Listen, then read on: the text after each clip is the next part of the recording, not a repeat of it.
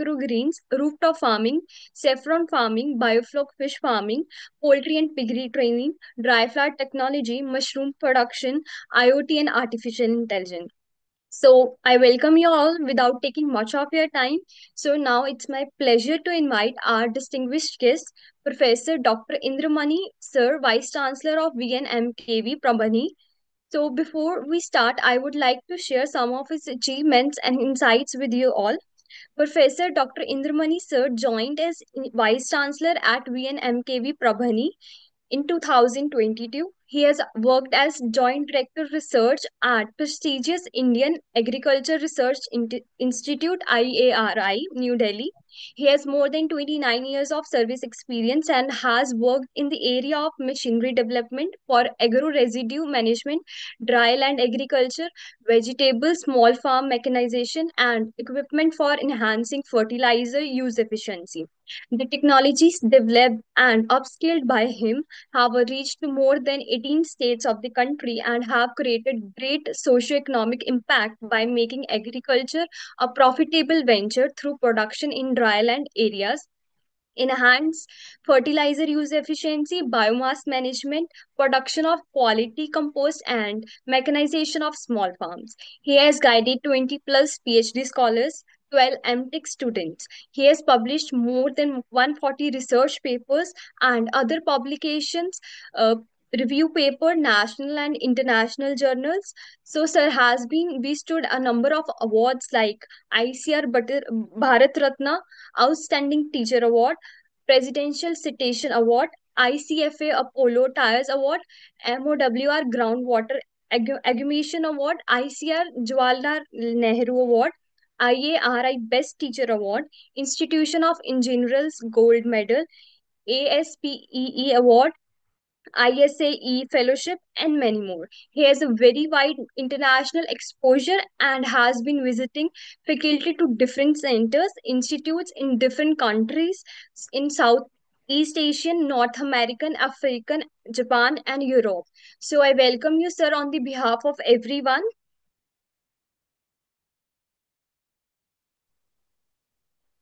Thank you very much, Madhavi, uh, for very wonderful introduction. And I'm basically the topic for the presentation. It's slide share, please. Share the slide. So I'm really very happy that this Agri Explore 21 days winter school training program, which is being organized by ICAR's and later PDKV Akola, Sri Ponda Lakshman, Telangana State Horticulture University, Hyderabad, and Just Agriculture Education Society, Education Group. I have been basically, I know all these, these universities, PDKV Akola is a great university, and this Horticulture University, we have been there. And with Just Agriculture, we have been again interacting, and earlier also I have made a presentation and the interaction interacted with you. So, so the topic which has been basically chosen by me is agri drone, a revolutionary technology for sustainable agriculture. Ladies and gentlemen, Indian agriculture has passed through great transformations. We all know that from a food scarce nation to food shortage nation and to food sufficient and with food secure. And finally, from last more than 14 years, we are food surplus nation.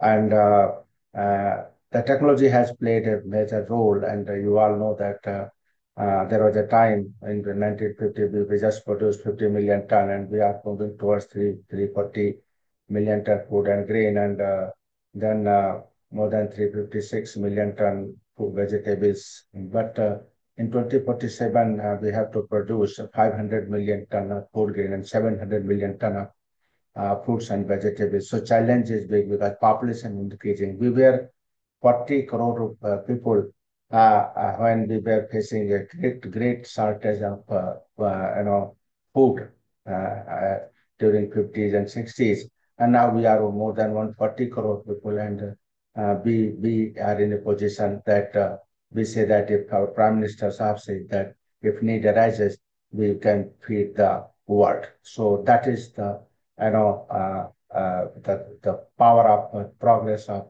agriculture in the country. If you see that, if you compare from 50-51 to 21-22, even you will find that there have been multi-fold increase in food grain, in vegetables, in milk, in egg, in fish. And net sown area has been almost same, just 1.1 times, increase, and in grass sown area, just 1.3 times, increase. So all this has been achieved through, a great effort of our farmers, our policymakers, and our scientists. These three pillars have done a great job to bring, a revolution, and those revolution are, a rainbow revolution we call it, started from green to white to blue to yellow to golden to silver to brown and gray. So that's what we call it. Evergreen revolution we are talking about are Satrangi, Indra Dhanushi revolution we are talking, and we are first or second and in different, and production of different agri commodities, So, but this is the era of, technology. This is era of technology-led agriculture. This is era of engineering agriculture. Engineering agriculture, we call it. And future agriculture is basically advanced mechanization and digitization. It is also said, and for your knowledge, that in the world over, mechanization and automation has been one of the top 20th invention of the world in 20th century. I repeat, mechanization and automation has been one of the top 20 invention in 20th century 20वीं शताब्दी में 20 सबसे बड़ी invention में agriculture mechanisation and automation है नहीं तो what would have happened most of the people must be doing agriculture, be engaged in agriculture, and we have not seen the great revolution which we are seeing industrial and service sector. So people would have been in primary sector only if mechanization and automation would have not been there. This is just to mention that in July 2021, Honorable Prime Minister called a meeting of 100 heads of technology institutions and discussed different issues. And in that meeting, that it was noticed that these institutions will play a major role in upcoming decade, which he termed as India's decade, rather this, from 20 to 30, 2020 to 2030 is decade. And under PM stressed on the need to adapt higher and technical education to the changing environment of and emerging challenges. He added that futuristic solutions in the field of education, healthcare, agriculture, defense, and cyber tech are required. I want to emphasize that agriculture has been bracketed with the, six major issues, and problem before the country, and that is education, healthcare, and defense, and cyber tech. And India has to become the hub of R&D, innovation, and to popularize science among youth. And another meeting, he emphasized that if we want to solve the problem of food, new technologies are very, very important, and that includes biotechnology, artificial intelligence, blockchain, drone technology, and to counter the issues like hunger, poverty, and malnutrition. So science will lead to give the solutions. किसको उनको सामने आप लोगों को PPT दिख रही है it is proper hello Sir, it is proper, but there are some blue lines showing in the sides. now We are from our side. now Yes, it is sir. okay It is still there. blue line कौन से इसको हटा दो Now, One is gone and one is there below, sir. you can say it. Okay, madam, I will share from my side, and sir will be Sure, sir, sure. within 2 minutes, please. Sure, sir, sure. Yes.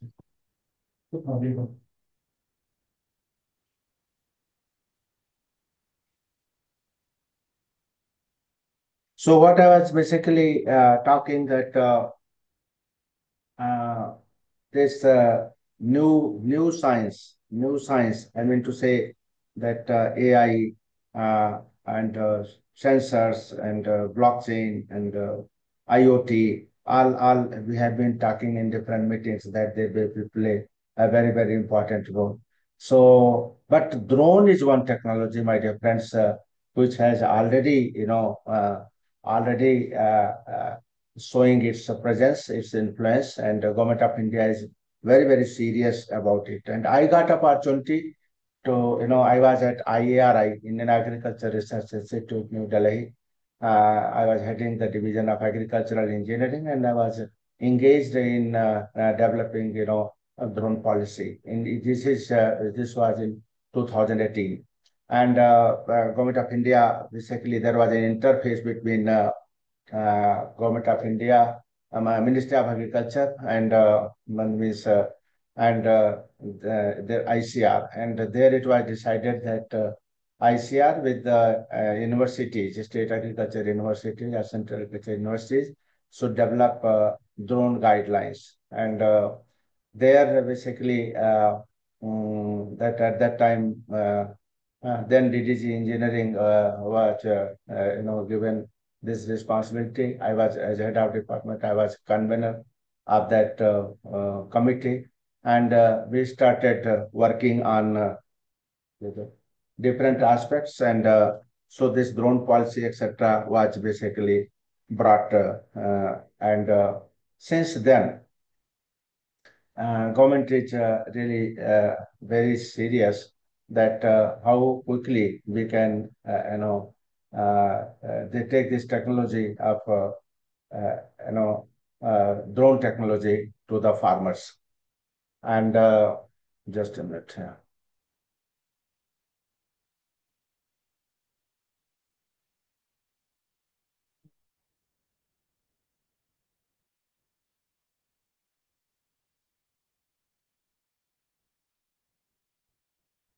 It's okay. Go to the third side, fourth slide. Yeah, so we were here that we just discussed that how important these future technologies are, and particularly drone robotics, artificial intelligence, IoT, etc. So key interventions for bringing innovation in agriculture, that is farm mechanization and digitization. There is need of collaborative effort between government institution, industry, and farmers to boost the agricultural mechanization and digitalization. Then, as a farm holdings are basically, not very poor. 90% farmers are small and marginal. So we always encourage that custom hiring should be the main, uh, method. Not that ownership is not important. Use of technology is important. That like we use Ola, Uber. We don't need to have car, but use car. So similarly, don't need to use this advanced technology into mechanization. It is important is that different category farmers should use it. So this at our university, we gave a lot of emphasis on the CIC model, we call it, that collaborate, innovate, and commercialize. What alone you cannot do, and there are different institutions, even in National Agriculture Research System, and then government system, state government, and then industry, all are very strong. So what we are proposing, we are basically practicing here in Parvani that do collaboration. It may be with industry, it may be with startup, it may be with FPOs. So a large number of industry, startup, and FPOs we have engaged in, and then sign MOU with ICR. and other national, international institutions. There are 35 institutions which we have done it here. And then industry funding is very, very important, and taking money under CSR, corporate social responsibility. This is another very important thing which is important and which we have been doing here. And so this is what the scenario at Parbhani we are doing. And then comes the what are the different uses of drone.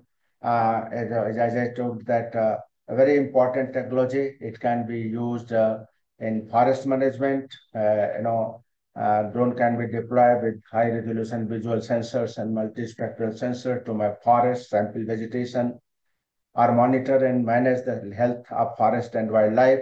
Traditional challenges in forest can also be dealt with, and similarly, drones can help in different activities of forest management.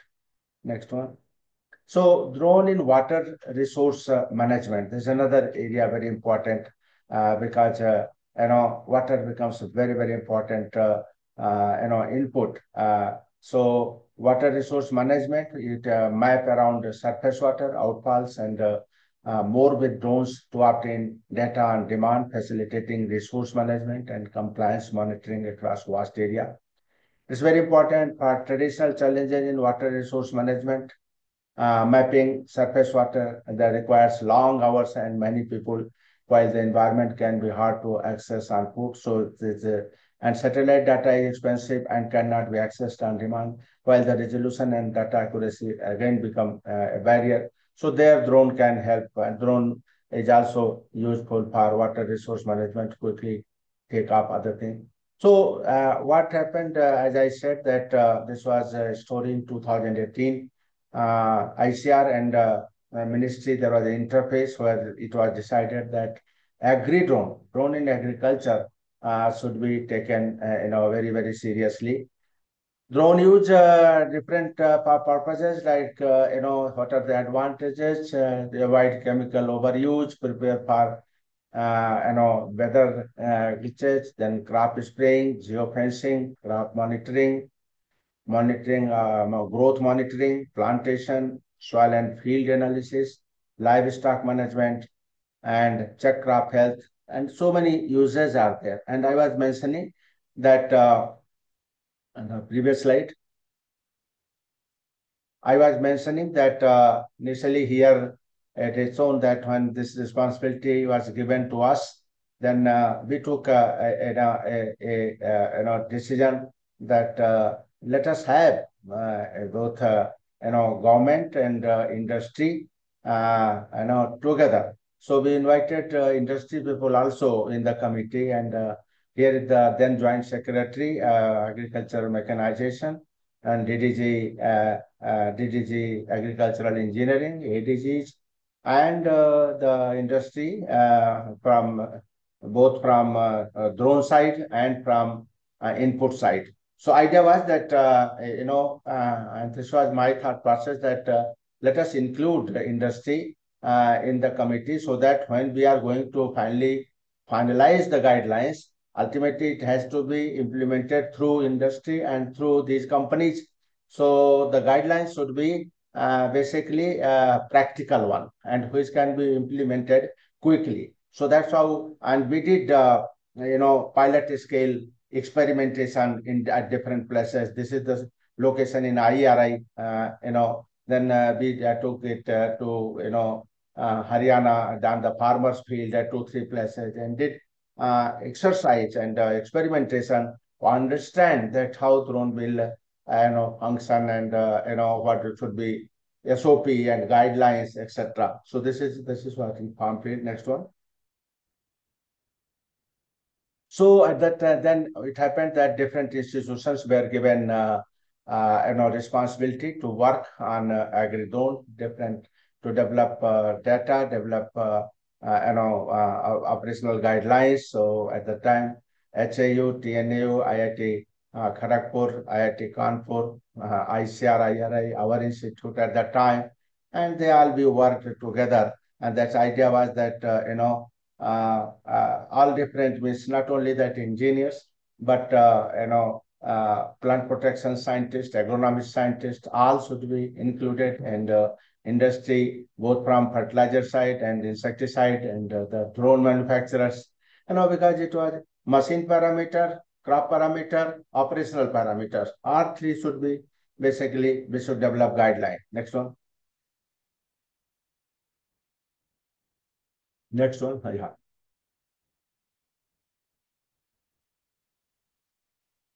So that's how promotion of drone technology in agriculture, that was taken very seriously by the government of India. In first stage, we were given responsibility. I was convener that committee for development of standard guidelines for operation of drone for pesticide application. And later on, a committee was formed. Again, it was said, okay, that those were general guidelines, so there was need to develop SOP, standard operational procedure. So I was given the responsibility of developing SOP for spraying soil and crop nutrients by using drones. There was a big committee with me, and similarly, Dr. Ravi Prakash, Plant Protection Advisor, CIBRC, he was given responsibility with another team was there to develop SOP for applying pesticide for crop protection for using drone. Later on, it was said that, okay, crop specific SOPs, those general SOP will not work.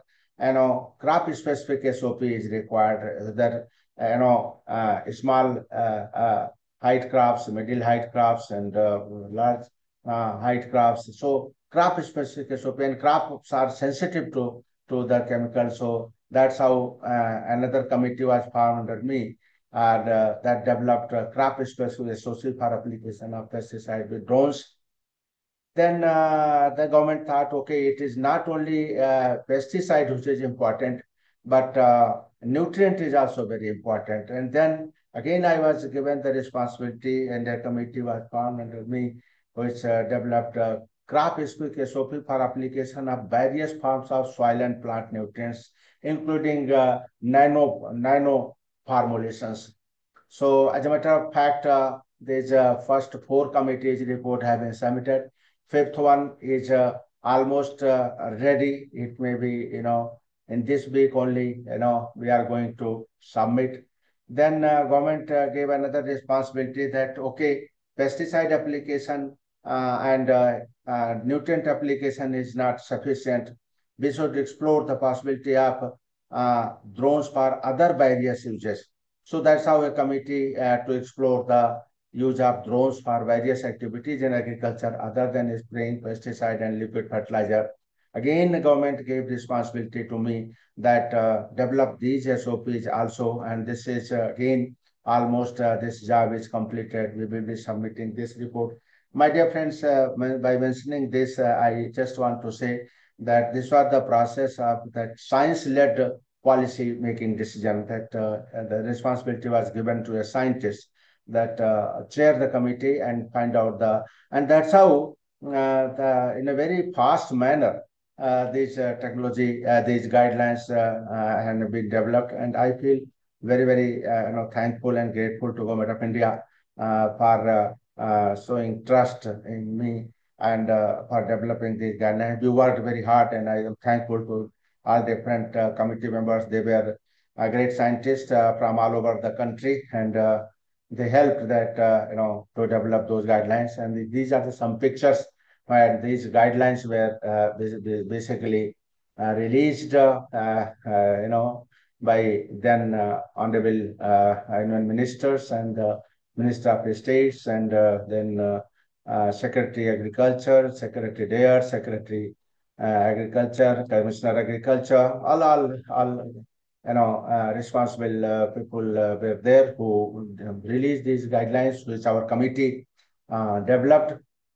Next one. Next one.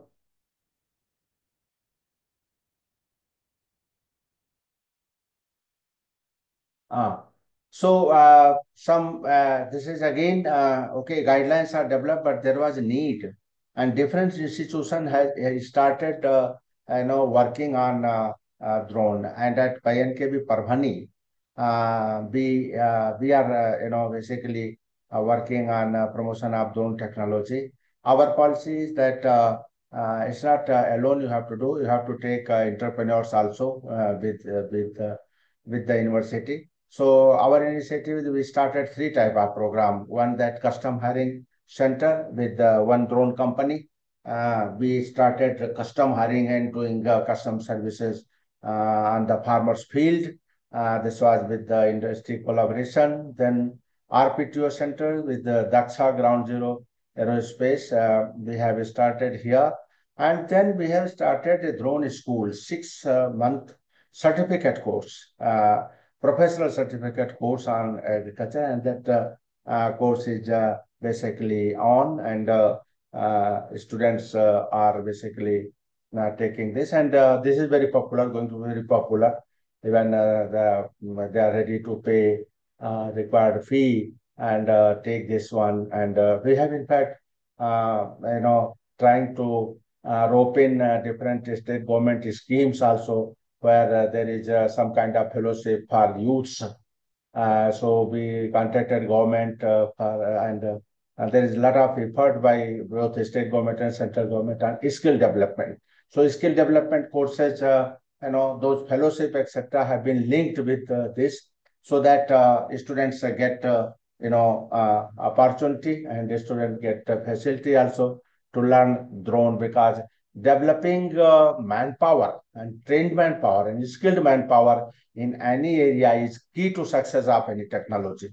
So on that basis, we are doing, and it's not only we, many other institutions, including University Rahuri and other universities of, in different states of our country, they are working on different, usage and application and skill development courses on drone. Next one.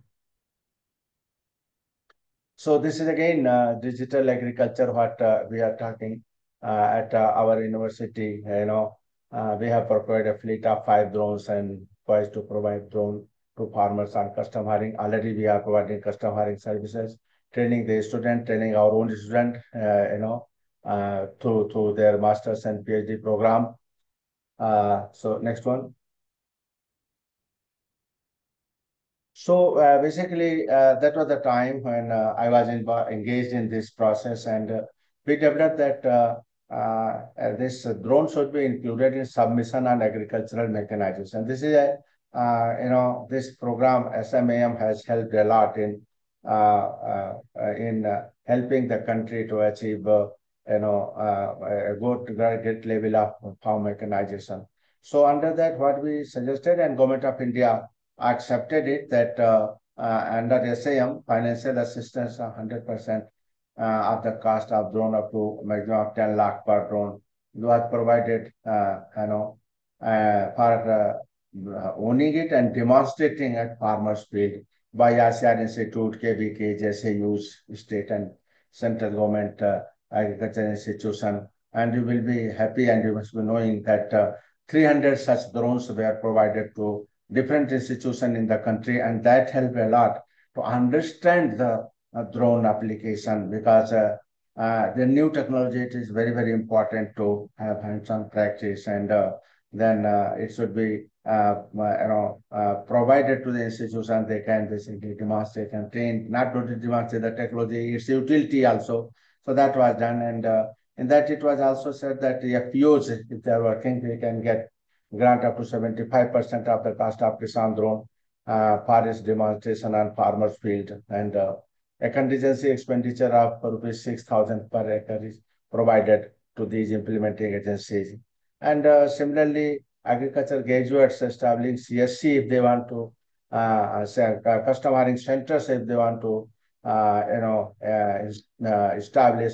So for that also provision was made. So this is all available with government on government website in the report also. Next one. And you all know that this is a great program of Namo Drone Didi initiative, Government of India. And,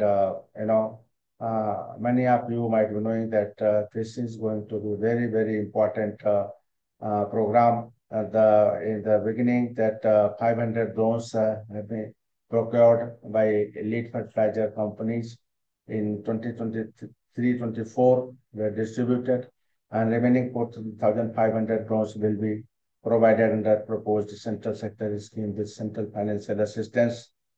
I recently in Beat district, I met three drone didis, here in this Beat is under our jurisdiction. And I was very happy that, under drone didi program, 300 total, drones are to be provided. And those three ladies were with me. And this is another picture, but here in Bid district at our KBK, and they were very happy. And they said that one of them said that I have, earned 6 lakh rupees or so. So that means this is going to be my practical experiences, that this is going to be a very, very important, important tool and technology to help, women entrepreneurs, women farmers, and that will go a long way in making, that's what we call is Mahila Shakti Karan, will become very, very important. And you know that this is dream scheme of Honorable Prime Minister Saab. Next one. There is some, few slides I have just put here. I told you that the crop specific SOP we developed. So here, if we have just taken 10 crops: rice, cotton, maize, groundnut, pigeon pea, safflower, sesame, soybean, sugarcane, and wheat. And I want to just tell you that on all different parameters, we have to develop SOP. Like just one, the previous one, like drone flying speed. What should be the drone flying speed during spraying and during launch, or when it is taking turn? So these are the basically the standards we decided. Drone height. Many times, my dear friends, in the beginning when we started developing guidelines, then there was a fear was basically created that it is going to, create big problem. It may be Kerala endosulfan case, and it can put, lot of trouble it may cause. So, but just to for your knowledge that if you see here that when crop is good crop conditions, then the height above crop canopy is 1.5 to 2.5. So then if varieties and condition prone to lodging, then little more, basically 2 to 3. So that so see that it is not like it is not an aeroplane. It is a simple tool which is just playing on, say 2 to 3 meter above the crop. And I was basically, when first experimentation we did, I was also personally little bit worried that it may cause a lot of swirling, and then how that liquid or will properly sprayed, and there may be drift, there may be other factors. But it was not like that. I found that no, it is 2 to 3 meter. It is just do better combing, and combing helped the crop, and the liquid to reach different portion of the crop. So it was not like that. And that's how many times we feel that it is in maybe a more concentrated one, so it may damage. No, it was not localized application. It is sprayed on a whole of the crop. So if whether it is nutrient or it is your pesticide, the different portion of the plant got this application liquid distributed. So that helped in solving the problem. Similarly, water volume, what should be the, if early stage is there, then what should be the water volume liter per hectare, or and if it at full canopy stage is there. Next one.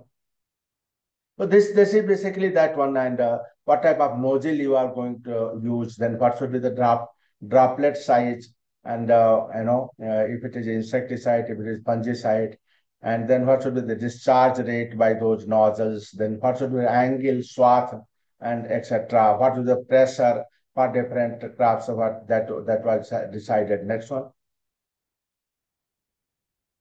Similarly, when you should do the spray, what are the best timing for different crops, for the morning and afternoon, and the summer season and winter season. And it was also said that during flowering season, strictly avoid spray. And then what should be the, weather condition with respect to temperature, with respect to humidity, with respect to wind speed, what should be during rain, and if visibility is not there, then what to do? Then another important aspect was that site-specific recommendations were there that if plain land is there, then take care of obstacles present in the field.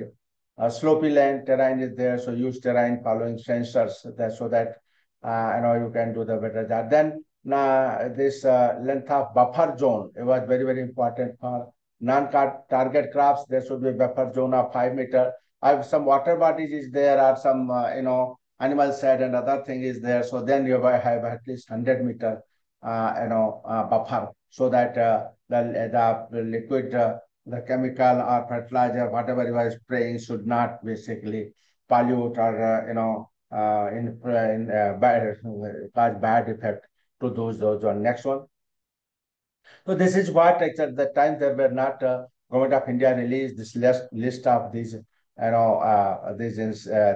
chemicals, insecticides, fungicide alone, and in combination only those were recommended that you can use, so that there should not be any kind of phytotoxicity to the plant. Next one.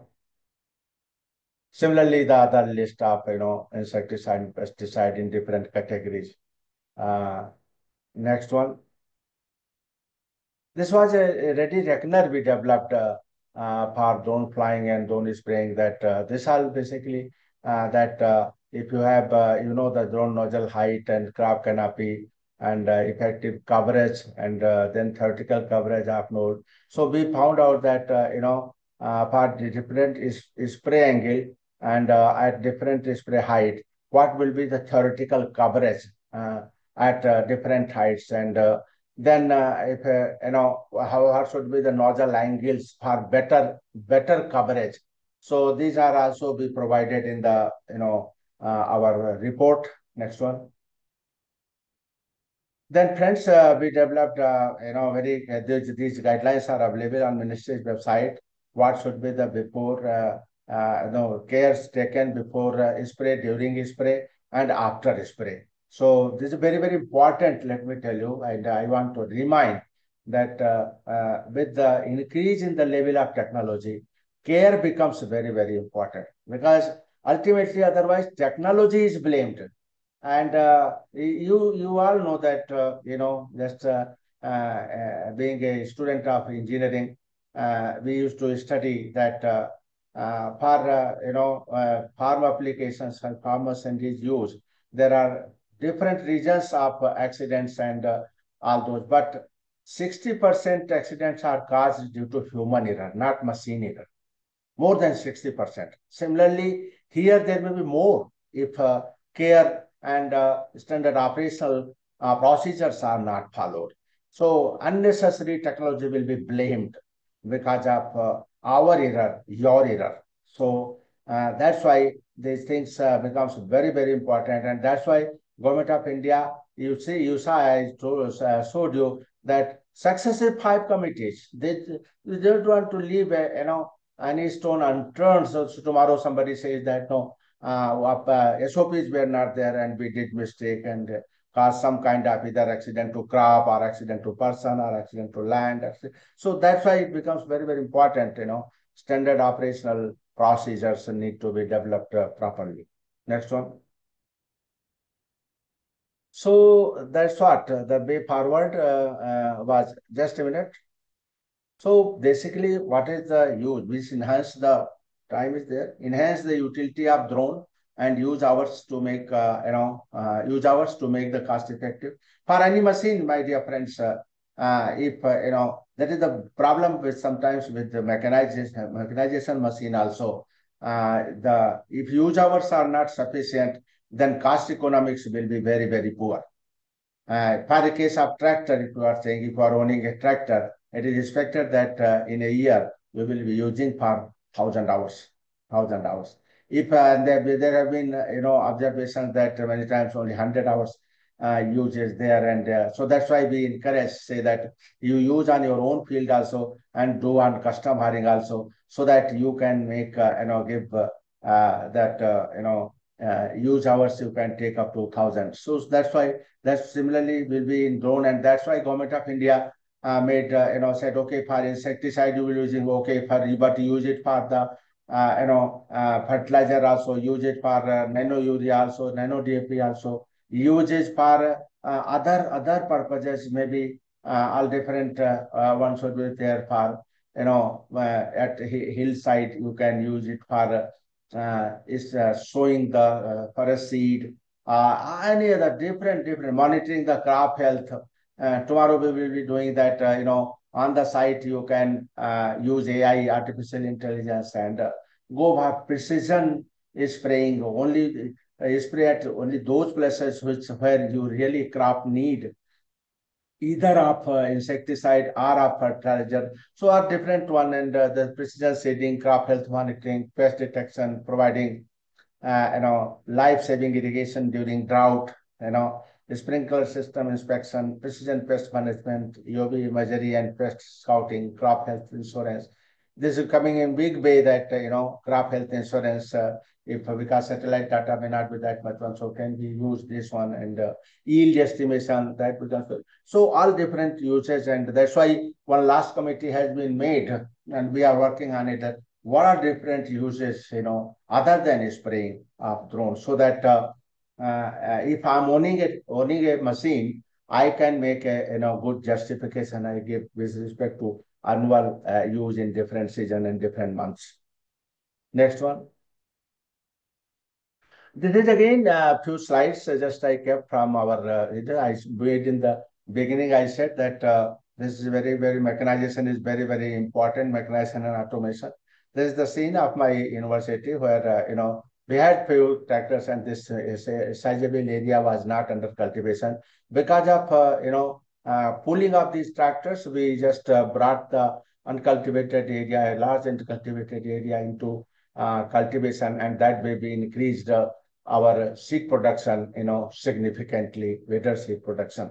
And then we went for a great level of a large level of this farm power, and that we are planning that how we can use the productivity and etc. And then this is water security becomes part of the Bihar Thailand area. So this is Amrit Sarovar scheme, and that we are making using farm power. So here farm pond becomes very important technology. And my dear friend, here we want to emphasize that farm pond, solar pumping, and micro irrigation, three we are integrating at our university, so that with the small storage water, you can do large area, you can bring into crop. So, and there is a scheme by Ministry of Road and Transport under Gadkari Saab has given this one Amrit Sarovar concept, that if in the outside some road etc. is being made, so there is a provision that free of cost they make this farm pond and take that murum and mitti for their use. So we are using this here at Parbhani, and in Maharashtra, in Akola has done in a very big way. So because farm pond technology has been one of the very important technology for our rain-fed and dryland area. Next one. Similarly, there are some engineering technologies which are very important, because I said timeliness becomes very important for dryland, and timeliness comes through mechanization. So these are some BBF technology, and very popular in our this Marathwada region. And this technology we have sold from our university side, more than 3,000 planter have been said. This was developed in joint collaboration with our university and Krida Hyderabad. Next one. Similarly, in this area, even today, man, this animal power is also popular. So for that, we have developed, and if you anybody needs, improved implements, and for animal power, then they are all available at our university in Parvani. Next one, move quickly, please. There is another very important thing I wanted to share with you, that agri-PB system. Agri-PB means from same land, should generate solar energy, and you cultivate also. So big program we are doing at Parbhani in Manwat. This is Five acre agri PB, probably the largest one in the country, and 1.4 megawatt solar power generation is there, and then and this also we are basically developing SOPs for crop cultivation, both under panel, between the panel, and what should be the different crops. And here, basically, this I want to put one thing that initially, when this was basically a project of GIZ, and they were working on it, and we came when I came here from IRI, then I was in touch with them. We said that we took over the whole, work, both research work and management work. So research means developing guidelines and managing this whole 5 acre agri PB system. I invite you people when you get time. This is what basically going to make at least 1.6 times that if 1 acre land is there, you are using for agriculture, and 1 acre you are using for agri PB, and that 2 acre if you put in agri PB together, that means even if we say accept the penalty of 20% penalty, so zero point 0.8 the crop productivity, and 0.8 the solar energy productivity. So land use you can increase by 1.6 times. This is future technology, one. And second, this is a technology which basically risk saving, because in agriculture, risk has become a very, very important because of climate change and weather vagaries. Next one. So this is one. Next one. This we are working on different robotic technology also in at our university. Vegetable grafting robots are there. I invite my dear friends. I don't know from where all people are there, but you can visit our NAHAP center and see these technologies. We are giving training also on different kind of robot. Next one. Next one. Yes, we have number of initiative we have taken. This was an opportunity to tell you that in education we are taking student-centric education, innovation-centric research, and then farmer-centric extension, and employee-centric administration. And we have basically changed the Udghosh Vakya of our university, and that is Shetkari Devo Bhava. So if you have, I can show you that, convert this one. Actually, this year, Shetkari Devo Bhava is the concept for us. And then let's coming to end. And this purpose of this interaction was that what is this? That statement goes like, coming together is a beginning, keeping together is a progress, remain in touch, and if possible, work together is success. If we can decide some of the institutions, as I said that, this is era, collaborate, innovate, and commercialize. Alone you cannot do, but together you can do wonder. Alone you can do blunder. You may do blunder. Together you can do wonder. So that should be the philosophy of working in this particular era.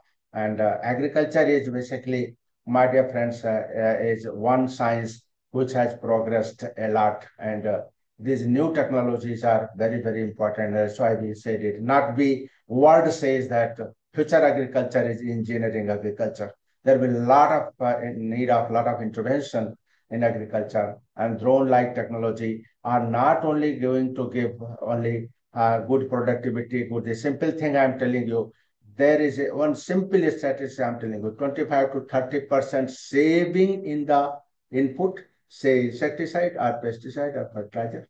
25 to 30% increase in yield, lot of water saving. And in addition, my dear friends, that when a operator is working in field, many times in my area, my farmers come and tell me that, साहब, this is very important technology. क्योंकि पहले हम खेत में चलते थे और कई बार सांप काट लेता था, कई बार कुछ होता था, इसमें ऊपर से मशीन जा रही है, जो ना बहुत अच्छा, जो ना वो कुछ प्रॉब्लम से हमें जो है निजात मिला है. Then again they say that हमारे बच्चे एग्रीकल्चर में नहीं आना चाहते, लेकिन ऐसी टेक्नोलॉजी आने से वो ये जो दूसरे एरिया को छोड़ करके इसमें आना चाहते हैं। तो अगर हमें यूथ को एग्रीकल्चर की तरफ अट्रैक्ट करना है, which is very very important issue, then it is not time to use just toil in the field and soil in the field. So the time is that let us make it a very respectable job. And engineering and technology, these advanced technology, make agriculture very, very respectable job with the honor and prestige you can practice agriculture. And for that, these new technologies are very, very important. Thank you very much. If you have some questions, we can discuss. And I try to finish in time so that if you have some questions, you can discuss. Okay, Okay, so Madhavi? participants, we have opened the chat box. You can ask the question and interact with the sir.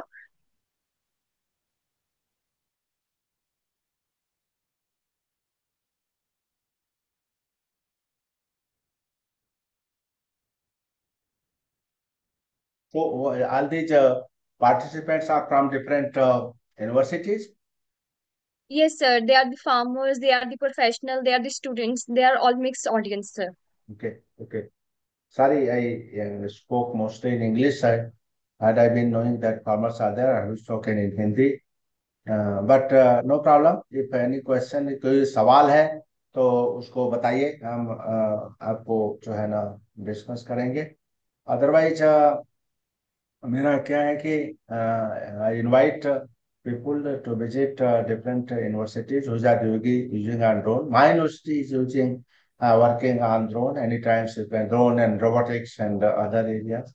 And agriculture in future agriculture basically is going to be little tough because of climate change. So climate change will make that worst effect will be on agriculture. But with the new technologies, that is the challenge we have to see, take the challenge and save the crop. And that's why Madhvya was mentioning that risk management becomes very very important in agriculture. So this agri-PB technology or covered cultivation technology and all you were mentioning in the beginning, those will be very, very useful uh, to address the risk management. If Sir, nothing is there, uh, they uh, are asking for the PPT, sir, to share the PPT PPT. you can share. I have given you. PPT you can share. And someone is asking, can you please give a little more detail on the custom hiring center and RPTO center of the initiative of your university? So custom hiring center is basically what we did. That farmers were demanding that I cannot own the drone, but I want to use drone. So we said that, and the farmers had a lot of confidence in the university system because if somebody just goes and do custom hiring, they may not believe क्या छिड़केगा, क्या देगा, कैसे करेगा। तो university पे उनका विश्वास था, तो हमने इंडस्ट्री को एक लिया और उनको जो जोड़ा अपने साथ कि हमारे गाइडेंस में आपको ये करना होगा। तो दे दे वो अपना जो भी है हमारे यूनिवर्सिटी के अकाउंट में जो है ना उन्होंने उसका फी सबमिट किया। और फी सबमिट किया, वो जो आने के बाद हमने अपनी टीम के साथ और उस इंडस्ट्री के साथ भेजा कि उनकी क्राप के हिसाब से जो रिक्वायरमेंट उसके हिसाब से जा करके स्प्रेइंग करके आइए। और वो बहुत बड़ा बहुत अच्छा सक्सेस हो रहा है और आगे के सीजन में हम उसको और बढ़ाएंगे। आरपीटीओ की जो बात है, वो आरपीटीओ जो है कि अगर आप ड्रोन चलाना चाहते हैं तो आपको एक आरपीटीओ की जो है ना ट्रेनिंग लेनी पड़ेगी, वो सर्टिफिकेट लेना पड़ेगा। तो उसके लिए ये सेंटर है और उसको भी हमने जैसे बताया कि ढेर सारी ड्रोन में इंडस्ट्री आ रही है, तो इसलिए लेकिन उनका अकेले में उनकी क्षमता कम है और हम यूनिवर्सिटी में उतनी मैन पावर कई बार नहीं होती उस तरह इसके क्या डेडिकेटेड मैन पावर उसके लिए चाहिए। इसलिए वहां पर भी हमने जो है ना एक इंटरप्रेन्योर को साथ में रखा कि हम आपके साथ मिलकर के ड्रोन की ट्रेनिंग कराएंगे, जिसमें ड्रोन चलाने का मतलब जो है ना ट्रेनिंग दी जाए। और जो आपने सर्टिफिकेट कोर्स की बात की, वो 6 मंथ का सर्टिफिकेट कोर्स है जिसमें ड्रोन के बारे में ऑपरेशन से लेकर रिपेयर से मेंटेनेंस से अपनी सब कुछ सिखाया जाएगा। 6 महीने का कोर्स चल रहा है, तो किसी को आना है तो वो डायरेक्ट लिख सकते हैं, यहाँ विजिट कर सकते हैं। तो ये 3 चल रहा है और हमारा अपना प्लान है भी कि ढेर सारे हमारे पास सेंटर्स हैं, जैसे हमारी जो यूनिवर्सिटी है 8 डिस्ट्रिक्ट्स में मराठवाड़ा के है, तो वहाँ पर एग्रीकल्चर टेक्निकल स्कूल है और हमारे स्टेशन हैं। तो हम और इंडस्ट्री के साथ मिल करके ये करना चाहते हैं। मैंने आपको शुरू में बताया कि अभी क्या है, कोलाबरेट, इनोवेट एंड कमर्शलाइज। हमें एक मॉडल, हम जिस मॉडल पर यहाँ काम कर रहे हैं उसमें है कि that is called AIG model. AIG का मतलब ये है कि academic institution, industry and government तीनों मिलके साथ काम करें और एक साथ मिलके काम। तो ये जो इफर्ट है वो इसी में है कि अगर हम सोचे कि काम तो हमें बहुत करने हैं, लेकिन मैन पावर हमारे पास लिमिटेड है या अभी स्किल भी हमारी लिमिटेड है, तो हम क्यों ना इसको जोड़े कि, और गवर्नमेंट का जैसे बताया कि गवर्नमेंट की फेलोशिप स्कीम है, बाबा हमें दो, आप इस काम के लिए दो, इसमें रियल मैन पावर तैयार होगी। तो ये है तीनों जो प्रोग्राम जो हम लोग कर रहे हैं, और वो let me tell you they are very very satisfying. हम इसको और एक्सपेंड कर रहे हैं अपने डिफरेंट डिस्ट्रिक्ट और डिफरेंट सेंटर्स पे। जी। Since someone asked future as a drone operator in ahead 5 years, can you explain and how will be the ROI ratio? क्या कहा? Future as a drone operator in ahead 5 years, can you explain and how will be the ROI ratio? It's all right. Calculation तो आपको situation, मैंने I what I told you that use of agriculture machinery, whether it is tractor or cultivator or drone or robotics or anyone, it all if you are taking it as a business, then उसके use hours पे depend करे। कैसे आप different crop के लिए different season में उसका use our कैसे बढ़ाते हैं।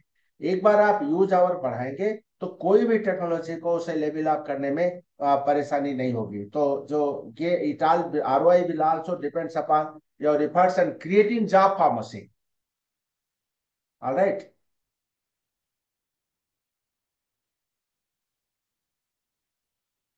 So someone asked what are the current limitations of drone battery technology in terms of flight time and coverage area for Drone, large scale farming operations? correct, correct. So drone battery, that is life is this is important. This is is a constraints. But many industries are now coming out that develop battery for long use hours. Even in beginning, when first report we gave, we had recommended that a set of 4 batteries should be recommended with one drone, so that it should not, because you know that use you understand that if 1 acre I have to cover by drone, it just takes 7 minutes. All right. But yes, I fully agree that drone battery life is a constraint, and many industries are working. That's why there was an effort to use even engine also. And I am sure that in a couple of years, this particular constraints will be overcome. Lot of research, lot of efforts are going on this. Sneha is asking how can drones be integrated with other emerging technologies such as IoT devices and Yes, satellite yes, imagery? yes, yes. That is the next step. That is next step. I had to one point of time I spoke also that suppose you have to apply fertilizer. The precision agriculture is what? Precision. We are moving towards precision agriculture. Precision agriculture means you have not to apply either fertilizer or plant protection chemical at the same rate in the whole field. So what will the next step is that two three one, that what we are doing presently to have some idea, then accordingly you set the system. Second is that first you take the picture of whole crop and then feed that one in the system, and then instruct your machine system that you follow this at what location you have to spray and at what location you have not to spray. The third stage will be that no, on the go, that artificial intelligence system will be there. It has to it has to gauge the situation and then instruct the machine that here you have to apply and here their artificial intelligence use will come, and we are really moving towards that side only, because then only this drone technology use will be properly justified.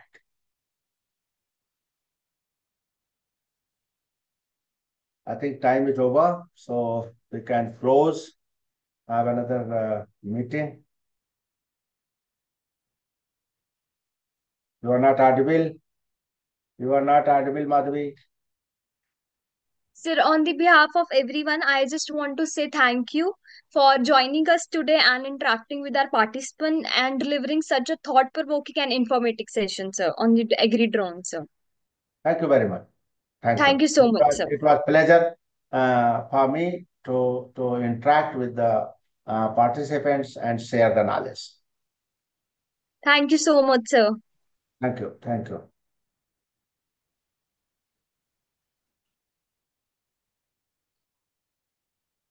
So, participants, moving ahead, I would like to invite our next guest, Dr. Arun Chandan. Sir, so before we start, I would like to share some of his insights and achievements with you all.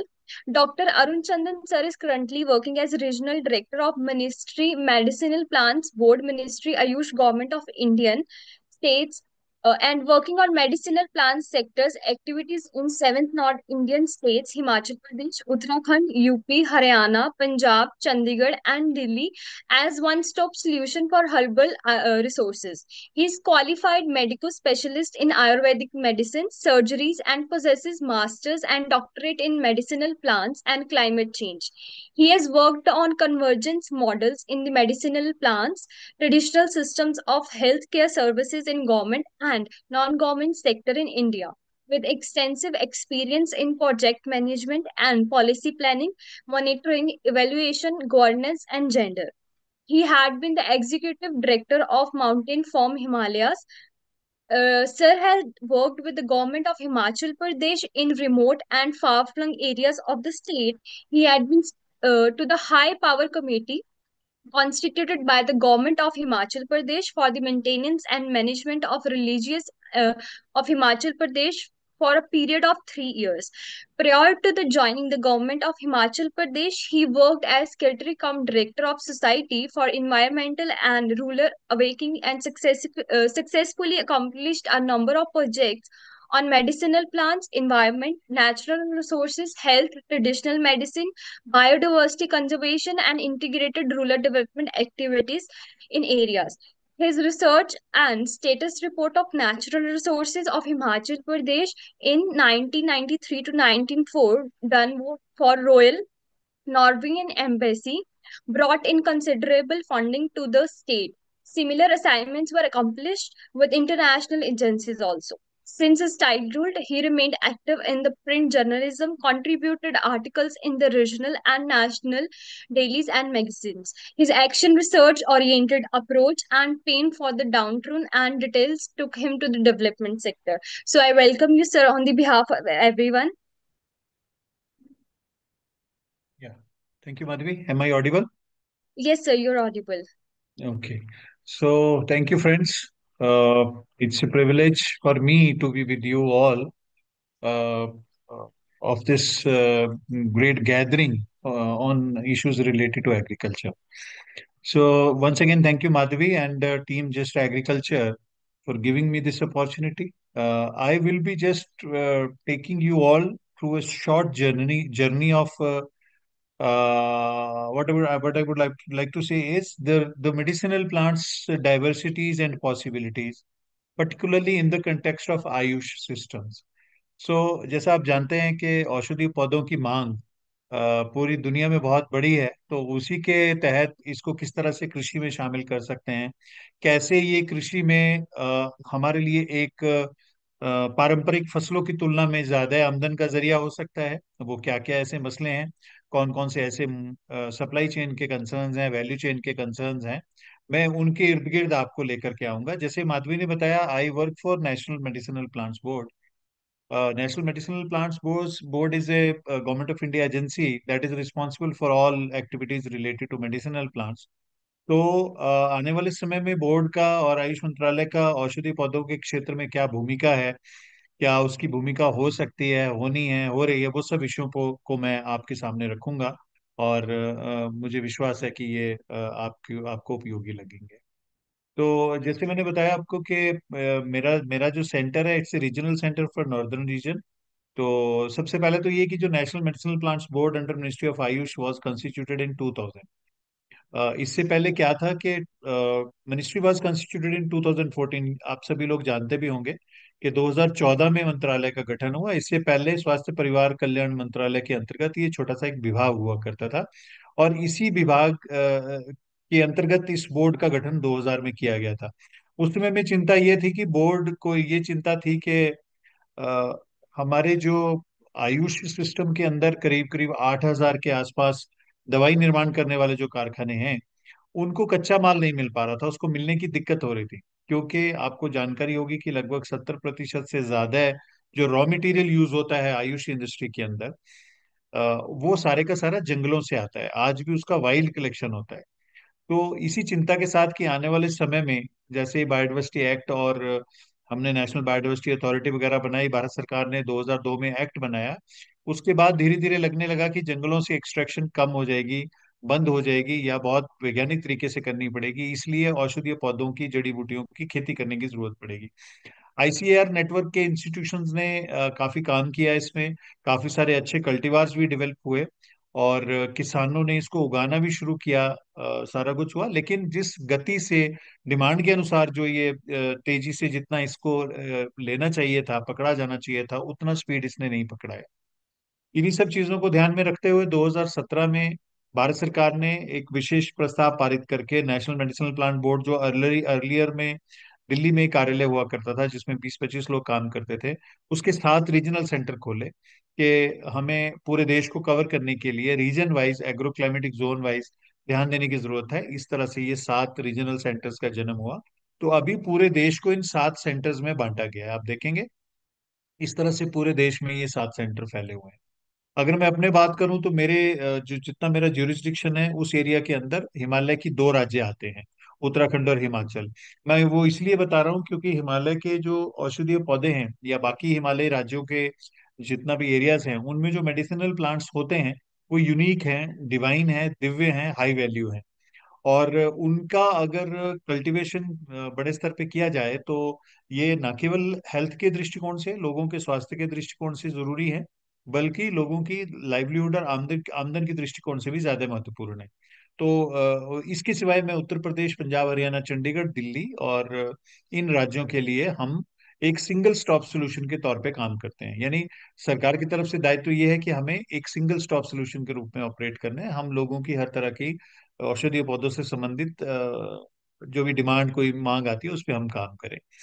अगर मैं मुख्य रूप से बताऊं तो हम कुछ 4-5 महत्वपूर्ण पौधे हैं जिन पे हम काम कर रहे हैं, जिसमें कुटकी के बारे में आप जानते होंगे, जिसे पिक्रोराइजर कुरोआ बोलते हैं, जो लीवर के लिए एक ड्रग ऑफ चॉइस है। हालांकि ये स्पीशीज आरईटी कैटेगरी में आते हैं, रेयर एंडेंजर्ड और थ्रेटन्ड में, आईयूसीएन कैटेगराइज लिस्ट में आते हैं। एक्सपोर्ट नहीं इसका किया जा सकता। वाइल्ड कलेक्शन, जो लेजिटिमेट राइट्स लोगों के जंगल के अंदर होते हैं, उसी के तहत की जा सकते हैं। लेकिन इसकी अगर कल्टीवेशन होती है, only then you can export them. You can imagine कि इस 2-3 साल की क्रॉप में अगर किसान हाई एल्टीट्यूड एरिया में अच्छे से खेती करते हैं तो they can earn a lot.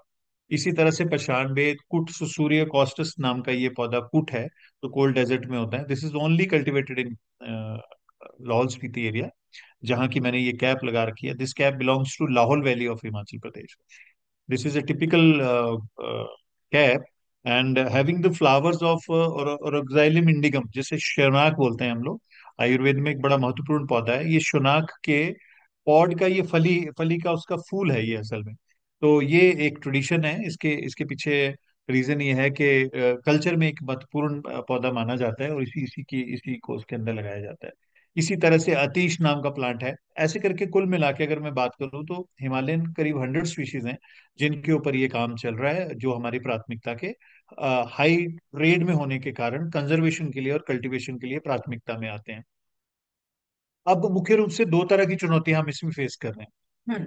सबसे पहले तो है कि सप्लाई चेन में वाइल्ड कलेक्शन से रिलेटेड, जंगलों से जड़ी बूटी निकालने से संबंधित कुछ चुनौतियां हैं। दूसरा ये है कि जो फार्मिंग से रिलेटेड कंसर्न है, कल्टीवेशन से, उसमें कुछ कुछ मसले हैं। जैसे आप कॉन्ट्रैक्ट फार्मिंग से संबंधित कुछ मसले हैं। अ, अ, ये इस तरह से कुछ मसले हैं, लेकिन इनमें हमने क्या किया पिछले 7-8 सालों में।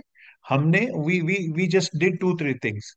आई think Amit and Gururaj are raising hands, can you explain what are your queries? Madhavi, can we ask them? Yes, sir. Yes. Okay, we do will they have open the any, chat box. Do If they you have are any having space, any, sorry? actually, sir, there is an issue with the PPT. There are blue lines showing there.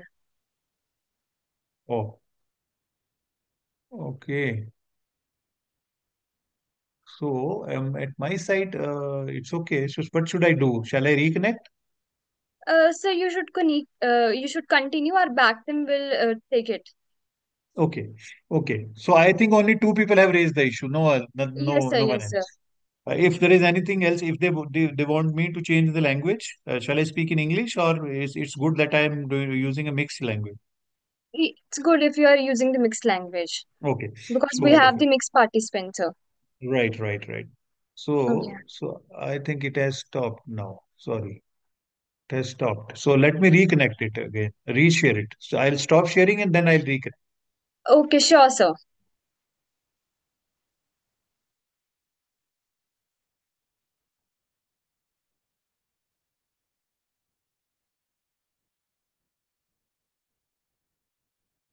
Yeah.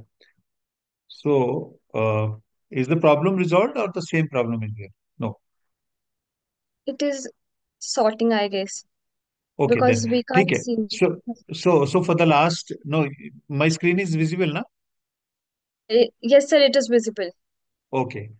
Okay. So then raising two challenges, इनको देखने के बाद हमें क्या समझ में आया, हमने क्या किया कि we thought that मार्केटिंग हमेशा प्रॉब्लम रहती है किसान के लिए if the volume is small।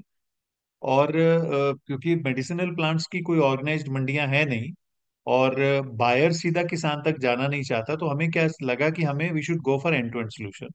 And then end to end solution में we government of India was already supporting cluster approach actually. So we strengthened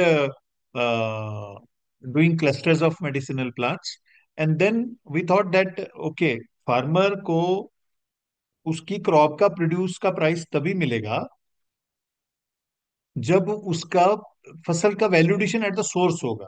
so then we thought of doing some value addition initiatives also, तो हमने वो भी किसानों को सिखाना शुरू किया।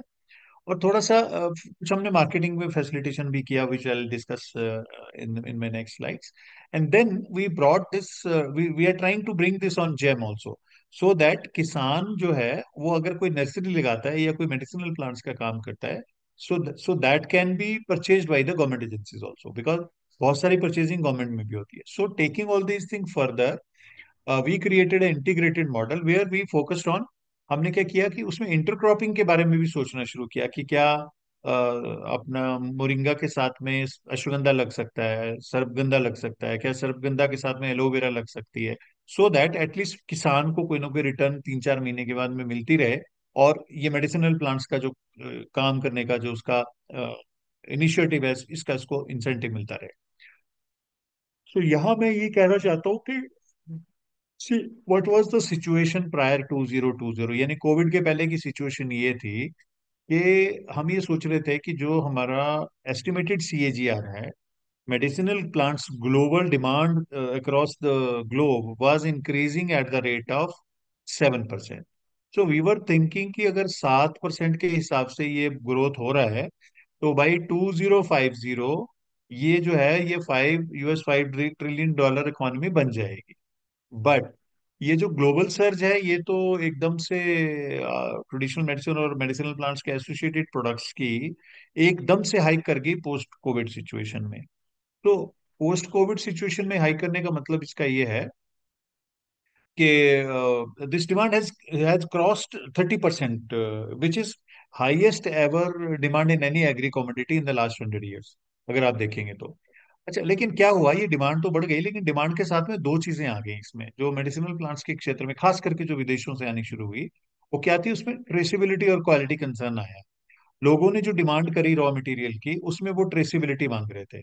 लेट मी टेल यू कि अगर हम टोटल देखें, अगर वॉल्यूम देखें रॉ मटेरियल ट्रेडिंग का of AYUSH systems, again I will repeat, people should understand AYUSH क्या है। A stand for Ayurveda, Y for yoga and naturopathy, U for Unani, N for naturopathy, S for Siddha and H for homeopathy. अभी एक 2 साल से एक नया system of medicine in place हुआ है इंडियन सिस्टम्स में आयुष के साथ में, that is Sowa Rigpa. That you can understand that the Tibetan system of medicine or the system of medicine which is practiced in Ladakh area, आमची सिस्टम ऑफ मेडिसिन। तो अगर सारे सिस्टम्स की टोटल में रॉ मटेरियल की बात करूं तो लगभग ये 80,000 करोड़ का बिजनेस है इस समय हमारे देश के अंदर। हम दुनिया में या जहाँ कहीं भी या पूरे देश की कंजम्पशन को देखें तो बहुत बड़ा वॉल्यूम है अगर उस तरह से ध्यान देखा जाए तो। उसमें लेकिन कंसर्न क्या आया, ट्रेसिबिलिटी एंड क्वालिटी का कंसर्न आ गया। अब लोग जानना चाहते हैं कहाँ हो रहा है, किसने उगाया, कैसे उगाया, कौन सा कल्टीवार, कौन सा बीज लगा, और दूसरा कौन सी इसमें फाइटो कॉन्स्टिट्यूएंट्स वगैरह कितने हैं, इस तरह के क्वालिटी कंसर्न्स आ गए। तो उससे क्या हो गया कि ये खेती का काम जो है इट बिकेम मोर टेक्निकल। दूसरा एक चीज में और परिवर्तन आया जो पोस्ट कोविड सिचुएशन में देखने को मिला है कि क्योंकि ये लोगों को समझ आ गया कि जो खान पान रहा हमारे इंडियंस का, फूड का जो, या फूड में मसालों का या फूड में हर्ब्स का जो उपयोग रहा, उसके कारण से हमारे यहाँ इंडिया में comparative, if you compare it with US and UK and Europe, तो हमारे यहाँ लोगों की डेथ्स कम हुई कोविड में। तो उसकी वजह से क्या हुआ कि लोगों, हमारे जो भारत के लोगों का, भारतीय राज्यों का, वनों का, जंगल में रहने वाले लोगों का जो पारंपरिक ज्ञान था उसके प्रति विश्व का जो ध्यान है वो आकर्षित होना शुरू हुआ। और दूसरा ये देखने लगे कि ट्रेडिशनल हेल्थ में इनका क्या रोल है और किस तरह से, जैसे अगर मैं टोटल 80,000 करोड़ की मैं बात कर रहा हूँ तो उसमें से 48% के तो मसाले हैं जिनका ट्रेडिंग होती है। अब वो they are the common ingredients for Ayurveda और आयुष सिस्टम्स। तो इनके, इनसे जुड़े हुए ज्ञान के बारे में चाहे वो कलनरी प्रैक्टिसेस हों या खान पान में इनका उपयोग हो, उसके बारे में काफी सारी डिमांड बढ़ गई। और उसके साथ में एक चिंता और मैं यहाँ रखना चाहता हूँ जो आई है, तो ये आई है कि जो हर साल आपको पता है आईयूसीएन जो है वो रेड डेटा बुक छापता है हर एक देश के संबंधित। भारत में अगर रेड डेटा बुक की बात करूं तो हमारे यहाँ 427 जो जड़ी बूटियां हैं, मेडिसिनल प्लांट्स हैं, they have entered in the list of RET। तो ये रेड डेटा बुक में शामिल हो गए हैं, जिसमें से अगर देखेंगे तो ये नंबर मैंने मेंशन किया है, जो आर रेयर में कितने हैं, एंडेंजर्ड में कितने हैं, थ्रेटन्ड में कितने हैं।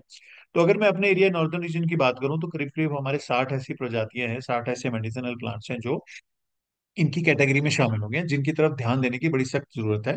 और भारत सरकार का नेशनल मेडिसिनल प्लान बोर्ड का भी ये दायित्व और एक तरह से सोच है कि हमें इस तरफ विशेष रूप से कार्य करने की जरूरत है और हमें कार्य करना चाहिए। इसी से संबंधित परियोजनाओं को आगे बढ़ाने के लिए सहायता दी जाती है। एक और यहाँ चिंताजनक बात है जो, जिस पे काम करने के लिए सरकारों ने अंतर्राष्ट्रीय स्तर पे, भारत सरकार ने भी बाहर जाके कहा, और हमारा जो जैव विविधता से संबंधित इकोसिस्टम इस देश के अंदर है, स्टेट बायोडाइवर्सिटी बोर्ड्स हैं या फिर नेशनल बायोडाइवर्सिटी अथॉरिटी है और बायोडाइवर्सिटी मैनेजमेंट कमेटीज हैं जो कि पंचायत स्तर तक बनी हुई हैं, उनमें एक चीज बड़ी महत्वपूर्ण थी जो नगोया प्रोटोकॉल को हमने साइन किया, जिसमें हमने कहा कि जो भी समाज और समुदाय जंगलों के पास रहते हैं, जंगलों पर डिपेंडेंट है, और उनके जंगलों से जो जैविक संसाधन निकलेंगे, उनका उनका जो एक्सेस बेनिफिट शेयरिंग, शेयर जो है, हिस्सा जो है, वो वापस उनको मिलना चाहिए। तो इस क्लॉज पे काफी बड़े स्तर पे काम हो रहा है, जबकि काफी सारे द्वंद्व और काफी सारी भ्रांतियां आयुष सिस्टम्स के अंदर और प्रैक्टिशनर्स के अंदर इस मसले को लेके चल रही हैं। बट फिर भी हमारे देश ने इसमें, कुछ राज्यों ने काफी, हिमाचल उत्तराखंड वगैरह ने काफी इसमें आगे तक प्रगति की है और लोगों को ABS मिलना शुरू हुआ है। अभी रिसेंटली आपको याद होगा कि हमने 2022 में या दिसंबर में, नो 23 दिसंबर में टोरंटो में, नो मॉन्ट्रियल में भी हमारे पर्यावरण मंत्री जी ने कहा है कि हम जंगलों से औषधि पौधों का, जड़ी बूटियों का, बायो रिसोर्सेज का निष्कर्षण बंद कर देंगे, और हम इसके जो ABS है ये हम समाज को वापस करेंगे। इस तरह का अंतर्राष्ट्रीय फ्रंट्स पे हमारी सरकारें कहती रही हैं। लेकिन इसके साथ साथ एक और डेवलपमेंट हुआ, वो था 2016 में national intellectual property rights policy का, जिसमें कि ये जो traditional knowledge related to uses of medicinal plants for health care and conservation है, इसकी तरफ काफी ज्यादा ध्यान दिया गया।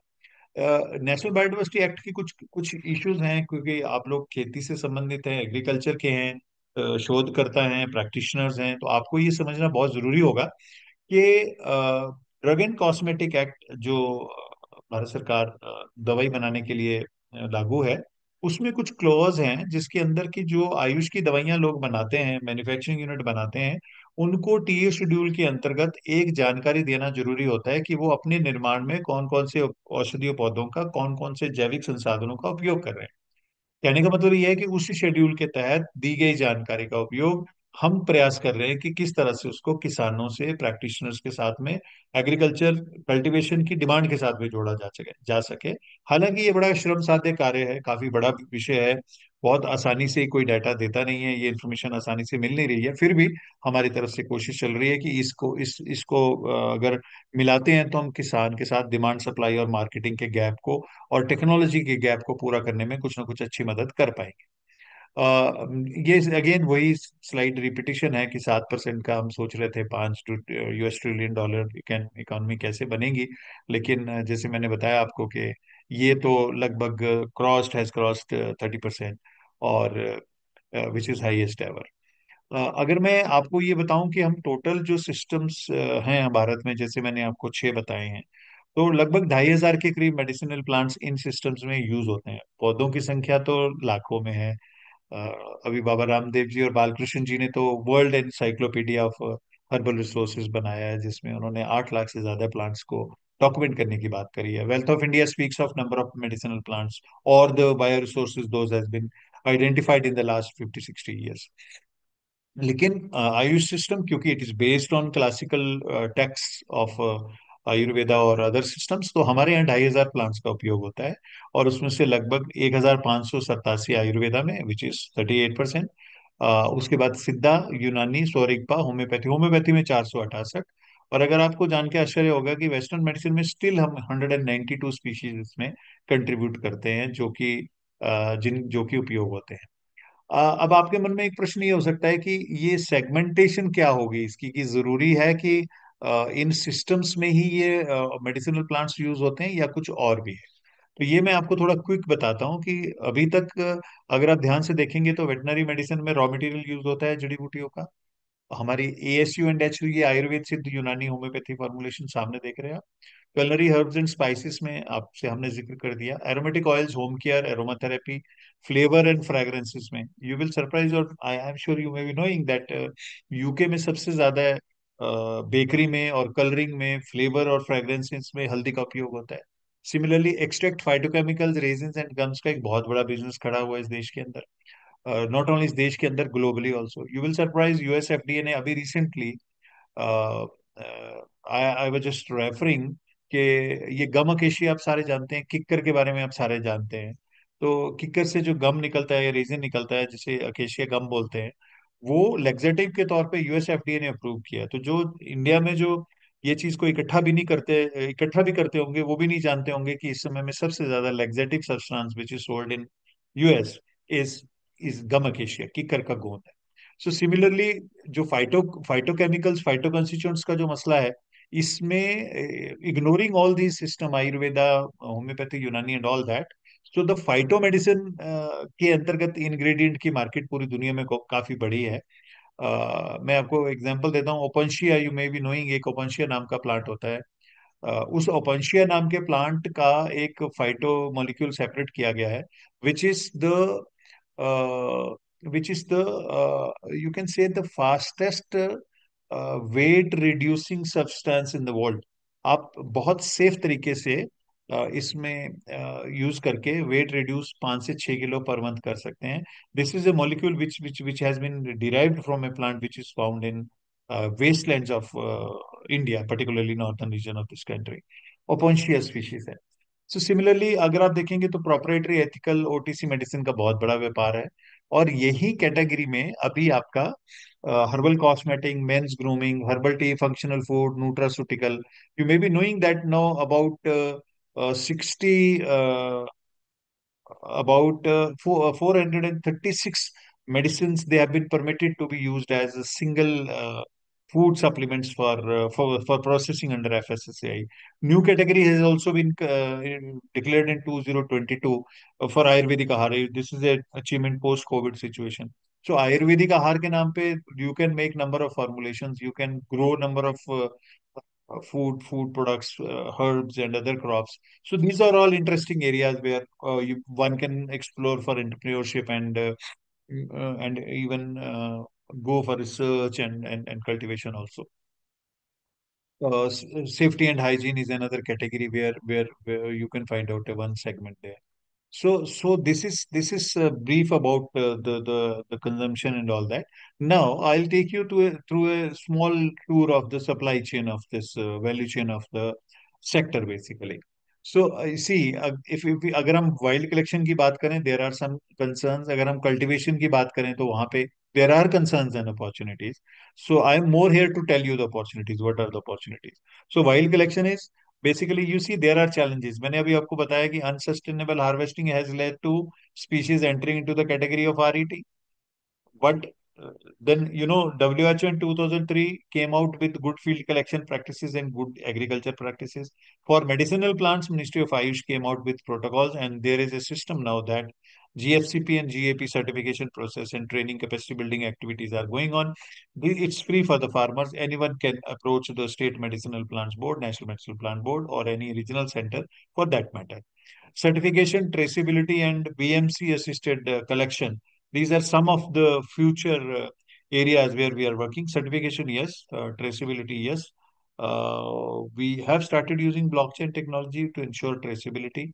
And see, these are some things which are related to wild collection. So if I go into cultivation side, अगर हम इस तरफ देखते हैं तो आप थोड़ा ध्यान दीजिए कि यहाँ पर हमारे पास अगेन वाइल्ड में क्वालिटी डिटर्मिनेंट्स में हार्वेस्ट टाइम एंड सीजनलिटी, ये these are all concern. Then अगर कल्टीवेशन में देखें तो हमारे पास सबसे बड़ा चैलेंज है किसान के पास फसल का प्राइस नहीं मिलता है। तो हमने कहा कि ऐसा करते हैं कि थोड़ा काम शुरू करते हैं। सो हमारी टीम ने काम शुरू किया, we started working on assured crop price. भाई एटलीस्ट एक फसल का कॉस्ट होना कितना चाहिए, leave away this MSP. if we come to know that okay, this is a assured crop price, and accordingly then we can think on that. So our team is working on that, because what happens is in most of the research stations and research centers, what the students and teachers and scientists do, they go for multi-location trials, 1 meter by 1 meter or in small spaces, and then they multiply and calculate the economics. So at the farmers field, they are not always realistic. But to even have more focused information on this issue, we thought of doing assured crop price, this thing. Certification and GAP, good agriculture practices, as I told you, is again in place. This is yeah. And cultivation, the objective is how a farmer can go for year-long livelihood assurance. Basically, quality control करते हुए उसको साल भर आजीविका कैसे मिले। तो यहाँ पर मैं दो चीजें हाईलाइट करना चाहता हूँ, two big opportunities. One, this cultivars varieties and QPM. हमार सी, if I speak of officially about the medicinal plants boards and even regional centers, every center is facing a scarcity of quality planting material. If any farmer, anyone want to go for cultivation of medicinal plants, and even we say that okay, he should be going for cultivation of specific chemotype, genotype. So where is the planting material? So we need to go for even we need to even scout and go to NPVGR, NBPGR to find out the varieties registered. Then we need to think for multiplication. It can be a big opportunity for biotechnologists, as even in the last lecture. Uh, VC Saab was telling about robot supported grafting technologies. So multiplication of vegetative this thing medicinal plant species is a big concern. तो उन सबको देखते हुए अगर हम quality planting material generate करने के बारे में व्यापारिक तौर पे सोच सकें तो बहुत बड़ी अपॉर्चुनिटी है। और multiplication of chemotypes and all that varieties and all is a big concern, because under one roof you won't be able to get those kind of cultivars for the specific agroclimatic zones in this country. So these are two big opportunities for people of botany, agriculture, biotechnology, chemistry, whatever. So we can think on these lines. So, and then let us come to the farmers parts. So growing is there.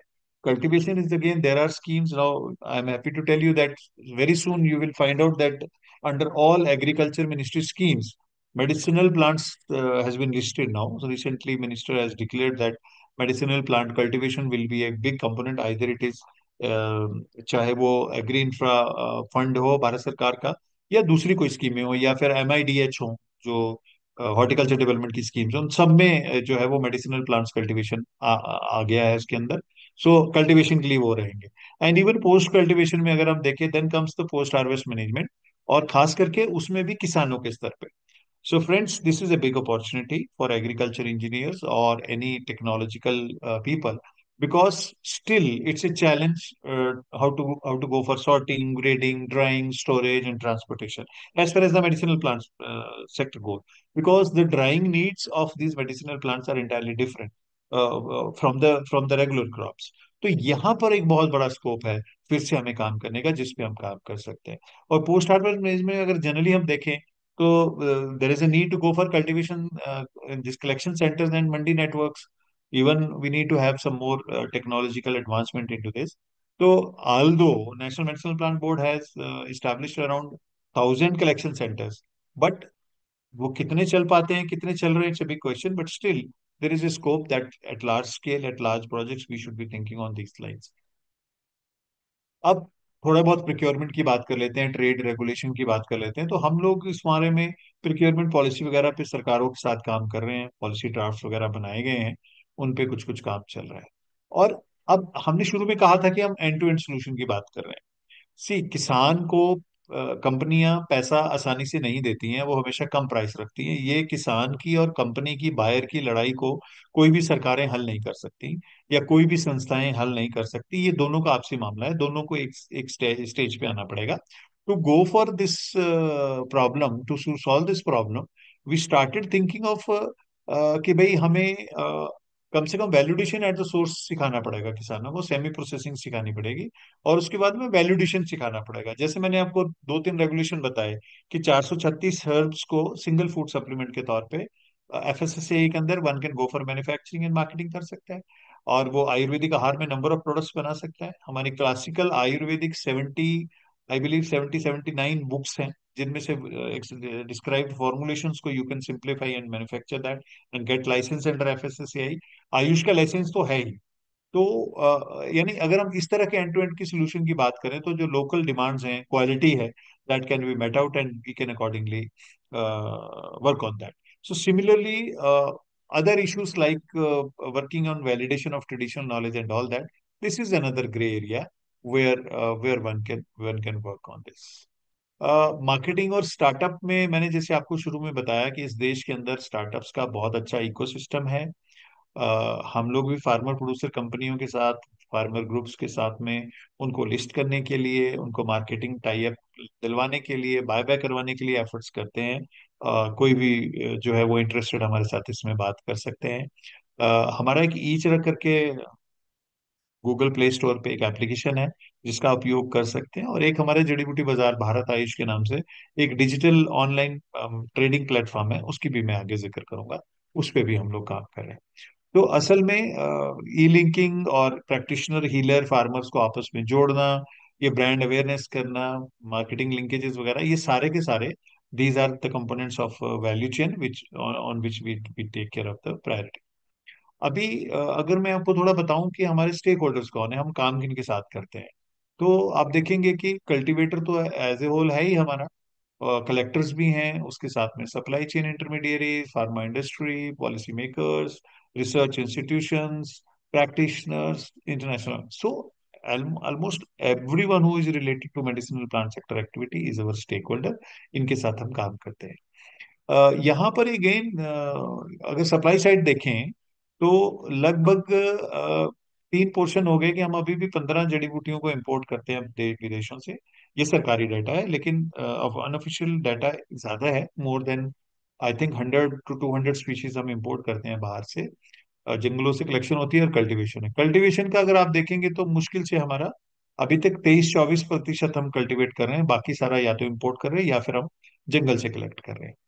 अगर मैं consumption data की बात करूं, जो शुरू में मैंने आपको बताया, उसमें से लगभग 1200 के करीब ऐसे स्पीशीज हैं जिनका ट्रेड वॉल्यूम जो है ज्यादा है। उसमें से 242 ऐसे हैं जिनका 100 मीट्रिक टन पर ईयर से ज्यादा है। यहाँ पर अगर कंजम्पशन आप थोड़ा फिगर पुराने हैं, 10 साल पुराने हैं, अभी नई स्टडी स्टडी आने वाली है। यहाँ पर तीन सेगमेंट आप देख रहे हैं, industry, export and rural house hold का। इसको अगर आप ध्यान से देखेंगे तो लगभग अगर छह सात 7 लाख मीट्रिक टन का ट्रेड दिखाया गया है, उसमें से आप देखेंगे कि 2 लाख मीट्रिक टन का कंजम्पशन रॉ मटेरियल का हाउस होल्ड स्तर पे हो रहा है, which is interesting. That means considerable amount of raw material of medicinal plants and spices is consumed by the household level, either women or the healers. ये हमारी एक voluntary certification scheme है, free of cost है. हमारे website से जाके आप इसको ले सकते हैं. क्वालिटी काउंसिल ऑफ इंडिया हमारे लिए करती है. This is certification of GFCP and GAP. This is free of cost for the farmer. So all the information is available on our website as well as on the e-check application I told you. हमारे thrust areas क्या हैं? Conservation है, cultivation है, उसके बाद में research and development है, quality insurance है, मार्केटिंग एंड ट्रेड है, IEC एंड ट्रेनिंग है, उसके बाद में इंटरनेशनल कोऑपरेशन है.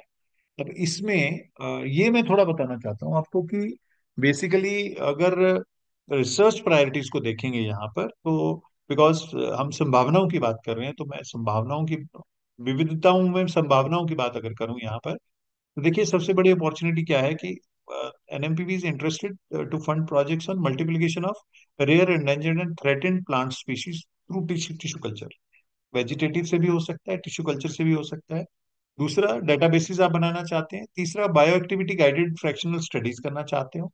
सस्टेनेबल हार्वेस्टिंग के इश्यूज हो, पोस्ट हार्वेस्ट मैनेजमेंट के मसले हो, इंटरक्रॉपिंग हो, केमिकल एंड मॉलिक्यूलर प्रोफाइलिंग हो, क्वालिटी प्लांटिंग मटेरियल से मसले जुड़े मसले हो, germplasm and genotype identification conservation की बात हो, और authentication and standardisation of crude drugs हो, और सब्स्टिट्यूट फॉर RET स्पीशीज, जो एंडेंजर्ड स्पीशीज हम यूज कर रहे हैं, उनके कोई विकल्पों पे काम करना चाहे, तो ये सारे हमारे कुछ रिसर्च के प्रायोरिटीज है. In addition to this, you can visit our website nmpp.nic.in. वहां से आपको you can go to schemes, then go to centre sector schemes, then go to the ये R&D की स्कीम में आपको और भी इसमें पॉसिबिलिटीज लग जाएंगी. There are six types of funding opportunities available in NMPV. You can check them. This is our e-check that marketing platform. So doing wonderful. This is Jadi Booty Bazaar. Basically, this is a platform which is for 2 kg or 2000 kg listing of farmers and industries going on. And we dream to start some e-auction of medicinal plants here using blockchain technology and ensuring delivery to the buyers as well as price to the farmers. So this is basically a platform. I will be quick on this. You can just visit jadibutibazaar.in. So you will come to know about this. This is traceable and transparency, and then sourcing, quality, convenience, farmers, and all. This is how the raw materials put for auction, testing, and all that is also done. So we have a national helpline 1800 120 578. You can ask, or even you can register on echarak.in NMPV helpline, and both way this echarak.in is another website. You can access any information related to medicinal plants through this, but this helpline is also there. This is a journal we bring it in Hindi, so there are some issues, 10 12 issues available. I'll share it with Madhvi, so Madhvi can be sharing it further in your group. So this is a wonderful journal covering stories of successes and failures and information on medicinal plant sector. I will be quick in just telling you more opportunities here that we can start clusters for cultivation and strengthening backward and forward linkages. I'm happy to tell you that National Medicinal Plant Board has recently installed a new scheme strengthening backward and forward linkages, under which backward linkaging strengthening funding support of around 1.25 crores is provided to clusters basically, so that they can start nursery, cultivation, primary processing, validation, drying storage, sheds and all that, and then even go for testing and all that. So then quality certification, the voluntary scheme I told you, market linkages I told you, and then linkages with NGOs, community trust, farmer consortia to facilitate mass scale cultivation program, hydroponics, aeroponics, and even other technologies also. So anything which is relevant for medicinal plants cultivation is our priority. You can approach us. Then associate with the agriculture university scientists to develop plant-specific GAP and QPM and training programs for MAP and NEP. Number of species are now in demand. It's increasing day by day, and they are specific, endemic to certain agroeconomic areas, agro, agro ecological zones. So we are always open to go for their specific SOPs and all that. Uh, yes, develop technology packages for organic cultivation certification, medicinally important aromatic plants. These are our concern. Then you see under Manrega, Ministry of Ayush and Ministry of Rural Development, they have signed one MOU. 62 tree species can be cultivated on private lands now under Manrega, under this central agreement. But at a district level, you can even approach the authorities. They are now extending support to cultivate any sort of medicinal plants under this category. The labor and the planting material cost is provided by the scheme. So yeah, there are a number of other conversion schemes available now. So it's a good environment, good ecosystem in the country that medicinal plants cultivation can become a better opportunity as a diversification in agriculture in the coming times.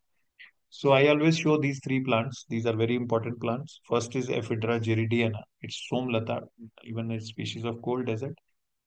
Second is Sibakthon, hippophil. So this is a wonder plant, superfood of the world. Third is Ginkgo biloba. So this is a very important plant of high altitude.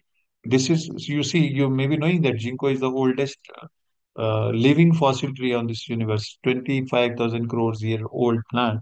So this is very good, and now the cultivation is very successful here in mountains. And the leaves, their extract is used in geriatric disorders and number of other diseases. Just by chance, I'm showing you these species. So that's all from my side. Thank you very much for patience listening to this presentation. And if there are any questions, so I would be very happy to answer that. So participants, we have opened the chat box. You can drop your queries to the sir.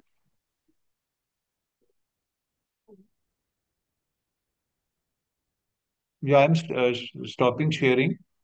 Yeah, Okay, I'll sir. open the chat. Yeah.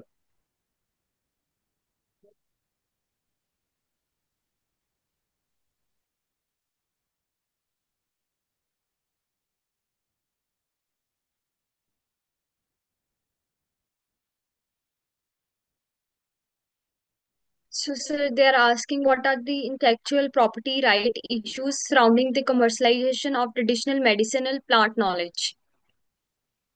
Yes. See, if any knowledge is coming from the communities, uh, yes, there are IPR concerns. Uh, you see, now क्योंकि काफी सारी चीजें तो GI में registered कर रहे हैं हम लोग, which is community knowledge. But yes, अगर हम किसी इंडिविजुअल हीलर के या किसी आउटस्टैंडिंग ट्रेडिशनल नॉलेज होल्डर के ज्ञान पे अगर हम काम करते हैं, तो डेफिनेटली इंटेलेक्चुअल प्रॉपर्टी राइट्स के नियम उस पे लागू होते हैं. और there is one organization in India, it comes under Department of Science and Technology. This is National Innovation Foundation. तो ये फाउंडेशन और हमारे state council science and technology इस तरह के आईपीआरस को फाइल करने में टेक्निकल और फाइनेंशियल सपोर्ट भी देते हैं. Yes, we should always think, because जैसे मैं कह भी रहा था कि दुनिया की नजरें हमारे ज्ञान की तरफ हैं, तो हमारे आईपीआर की कंसर्न्स बहुत रेलिवेंट हैं, उनकी तरफ ध्यान देने की जरूरत है.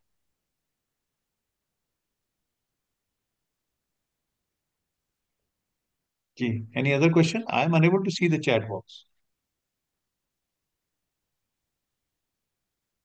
So, someone asked what plants can be grown in Punjab area from business point of view. देखिए जी, पंजाब में हमने अभी we have made a list of around 35 species relevant to Punjab. आप कहाँ से किस एरिया की बात कर रहे हो मुझे अंदाजा नहीं है. बट पंजाब में अभी अश्वगंधा को बड़े स्केल पे लिया जा सकता है. पंजाब में एस्पैरागस शतावरी की खेती बहुत अच्छे से हो सकती है. अगर हम छोटी क्रॉप्स की बात करते हैं, अगर आपके पास अबंडेंस लैंड की है तो आप कॉन्ट्रैक्ट फार्मिंग, मतलब काफी हाई वैल्यू ग्लोरियोसा सुपरबा की खेती कर सकते हो आप। Number of species are there. और अभी मैं आपको ये बताना चाहता हूँ पंजाब के उसके लिए कि पंजाब सरकार ने जो अभी नई अपनी जो एग्रीकल्चर पॉलिसी बनाई है, they have actually taken our plants list into that, because I had an opportunity to make a presentation before the committee. So we can share that list of relevant species for Punjab with you. You can circulate with them. I'll share it tomorrow and then you can share it with the group. They are asking same question for the Maharashtra also. Which plant we cultivate in Maharashtra and where we get the more info about it? आप हमारे website से ले लीजिए। आपके महाराष्ट्र में मुंबई में हमारा state medicinal plants board है, जो जो कि स्टेट हॉर्टिकल्चर बोर्ड के अंतर्गत आता है। तो महाराष्ट्र में भी दो तीन तरह के एग्रोक्लाइमेटिक जोन होने के कारण आपके बड़े स्तर पे औषधीय पौधों की खेती करने की बहुत संभावना है। तो अगेन, आप अगर हमारा नेशनल मेडिसिनल प्लांट बोर्ड का nmpv.nic.in का साइट देखते हो, तो वहां भी आपको ऐसे पोटेंशियल प्लांट्स की लिस्ट मिल जाती है। फिर भी अगर आप हमें अलग से मैसेज कर देंगे तो वी कैन शेयर दो that information with you. And someone is asking any schemes for the cultivation of medicinal plants. I told in my presentation that every scheme of Department of Agriculture, Ministry of Agriculture is now going to cover cultivation of medicinal plants. Either it is MIDH, either or it is Agri Infra Fund. अगर आप agree infra fund की scheme की guidelines में देखेंगे तो there is a possibility कि you can go for hydroponics also. आप hydroponic aeroponic की खेती तक कर सकते हैं इसमें फॉर मेडिसिनल प्लांट्स। हम लोग कुछ ट्रेनिंग अभी हाइड्रोपोनिक्स की भी चंडीगढ़ में और बाबा फरीद यूनिवर्सिटी में करवाने वाले हैं, फरीदकोट में। So I will be letting you know the details of those training. And someone said good presentation with most relevant information. Thank you so much, sir.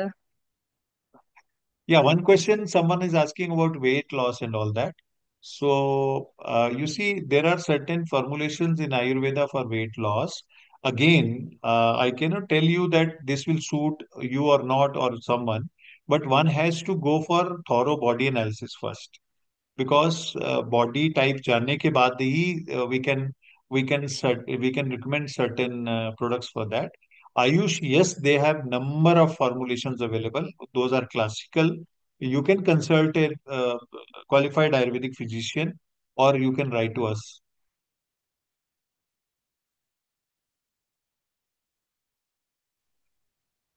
Puneet is asking, sir, can we grow these medicinal plants along with the fruiting trees like apple? Yes Puneet, जरूर कर सकते हैं आप। Apple के साथ में अगर आप देखो ना, दो चैलेंज है एप्पल के साथ में। तो पहला चैलेंज यही होता है कि हम उसमें बहुत सारा इंसेक्टिसाइड्स का स्प्रे करते हैं। तो अगर उसके नीचे हम मेडिसिनल प्लांट्स ग्रो कर सकते हैं, जैसे एप्पल जहाँ होता है वहां पर मैंने जो प्लांट्स का नाम लिया, वहां पे कुटकी हो सकती है आसानी से, वहां पर पोडोफाइलम हो सकता है, वहां पे काफी हाई वैल्यू क्रॉप्स हो सकती हैं।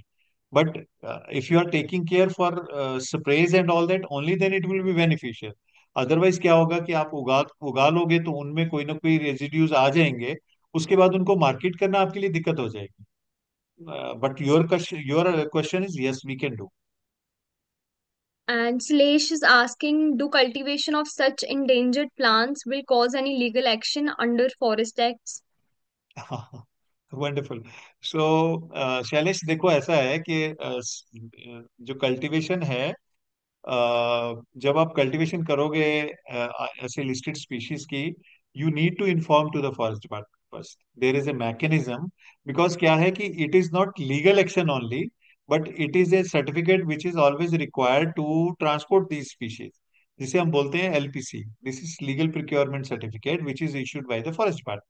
तो आइडिया क्या होता है कि जब आप कोई भी खेती शुरू करते हो मेडिसिनल प्लांट्स की, first of all you go to the forest department, tell them that you are doing, number one. Number two, then go to the revenue officer, patwari के पास जाके आप उनसे बात करिए और वहां पे गिरदावरी में एंटर कराइए। You know, there is a system of गिरदावरी फॉर लैंड रिकॉर्ड्स, कि आपकी फसल में खेत में क्या उग रहा है।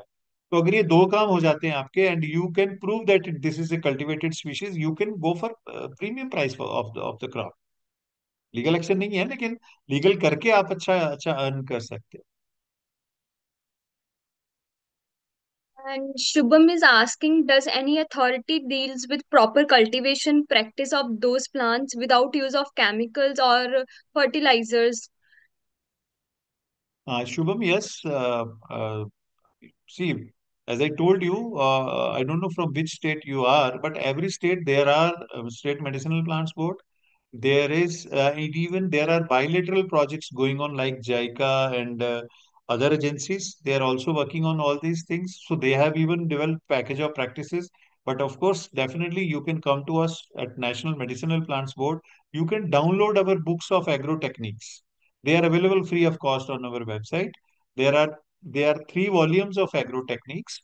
You can find out, and even you go to some labs by CSIR and ICAR laboratories, you will find number of good agro techniques and even the practices, organic cultivation and all. Information is there. Yeah, you can always access. And there is one more question. What role does biotechnology play in improving the cultivation and potency of medicinal plants? देखिए, मुझे लगता है अगर इस तरह का सवाल आया है तो मेरे मेरे लेक्चर का प्रभाव हुआ है ना? तो They देखिए, were मैंने listening. हाँ, तो मैंने मैंने आपसे सवाल किया कि देखिए क्या है अभी।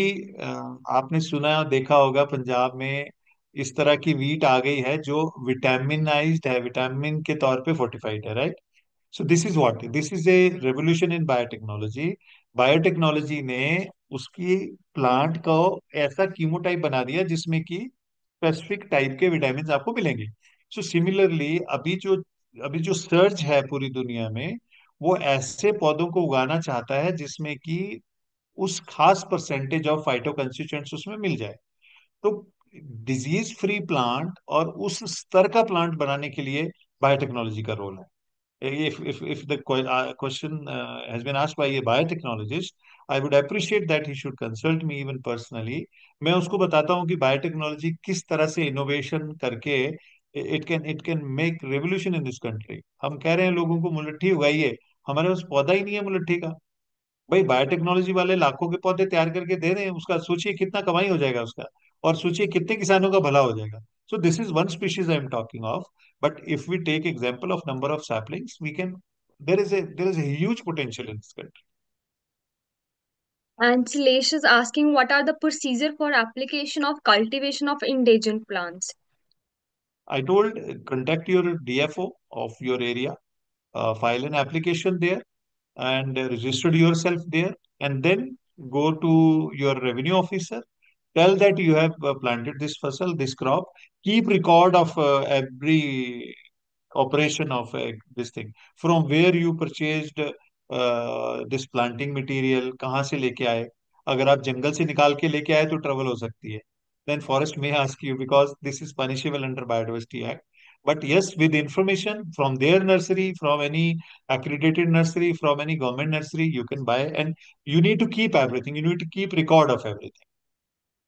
Uh, Vaishnavi is asking, what is your vision for the future of India's medicinal plant sector in the next decade? वाह, Vaishnavi, thank you very much. So देखिए, मैं तो यही कह रहा हूँ ना, मैंने बताया आपको कि 80,000 करोड़ का डिमांड है पूरे देश में, ठीक है? और again my reverse question to Vaishnavi, आपको क्या लगता है कि कोविड के बाद आप आसानी से एलोपैथिक दवाई खा लेते हैं? सोचते हैं ना 2 बार आप कि यार इसका नुकसान तो नहीं होगा, कोई मेरा इम्यूनिटी को खराब तो नहीं करेगा? So what does this mean? This means that the decade coming is full of potentials for medicinal plant sector. प्रधानमंत्री जी ने कहा ना कि आईटी का युग चला गया, अब आयुष का युग आया। आयुष मतलब आयुष की दवाई, दवाई मतलब मेडिसिनल प्लांट्स। तो अगले 10 साल तो बहुत ही, मैं तो आपको विदेशों की डिमांड बता रहा हूँ, हम पूरी नहीं कर पा रहे। We are unable to fulfil the demand of the which we are receiving outside this country, because हम अभी कल्टिवेट ही नहीं कर पा रहे उसने बड़े स्तर पे। जंगलों से हम निकाल नहीं सकते, देर आर सर्टेन रिस्ट्रिक्शंस, और उनको करना भी नहीं चाहिए। तो वो सब चीजें चल रही, इसलिए Vaishnavi huge potential is there. मैं इसको, अगर मेरे पास इवन रेडी प्रोजेक्टेड फिगर्स नहीं है, लेकिन यू कैन इमेजिन कि जो 35%, 30% का हाइक है, it may increase more. Sweta is asking, are medicinal plants also need heavy fertilizer for growing? No, no, And ये Piyush is asked, सारे नेचुरल इनपुट्स से ही काम होगा, यहाँ पर इनपुट्स की जरूरत नहीं पड़ेगी ज्यादा। और दूसरी बात ऐसा है कि मंकी मनास एरिया में या जितने भी जंगली जानवर के एरिया में, these are safe actually, they hardly create any damage to them, they are safe that way. Piyush Joshi is asking example of vitamin growing plants. अच्छा।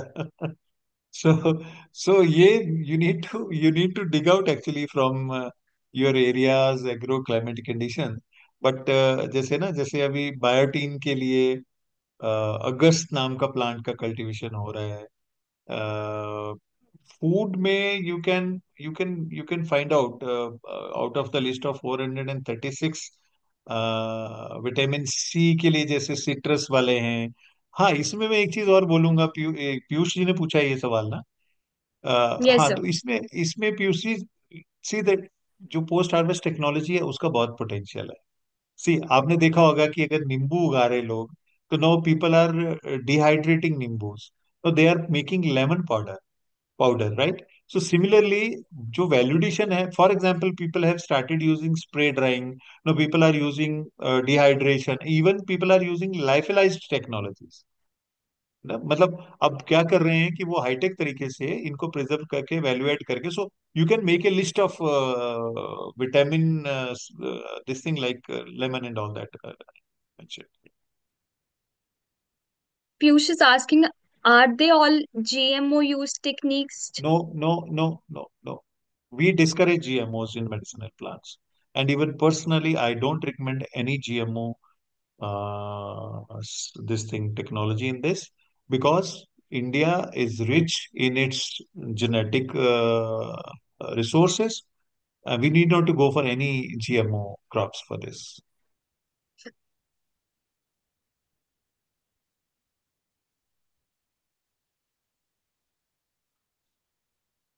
And someone asked same question for that Telangana. Which Telangana, medicinal plants grow farmer देखो, level in Telangana? Telangana वाले तो इस समय अश्वगंधा बहुत बड़े स्तर पे कर रहे हैं। ग्लोरियोसा सुपरबा बहुत अच्छे स्तर पे वहां पे हो रहा है, जिसे कलिहारी कहा जाता है। एंड एक और फैट लॉस के लिए प्लांट यूज होता है, फॉरगेटिंग, कोलियस। कोलियस की खेती वहां पे बहुत हो रही है। Coleus is again, someone is asking, किसी ने पूछा भी था कि कौन सा और वेट लॉस का कौन सा प्लांट है। Coleus is another species which is Coleus forsythia. Yeah, it's again a species which is cultivated in Telangana. Telangana, yes, one can think actually Telangana is a good hub for even consumption of medicinal plants raw material, particularly Hyderabad. Number of manufacturing units are there. So participants, any other question you can still drop down in the chat box.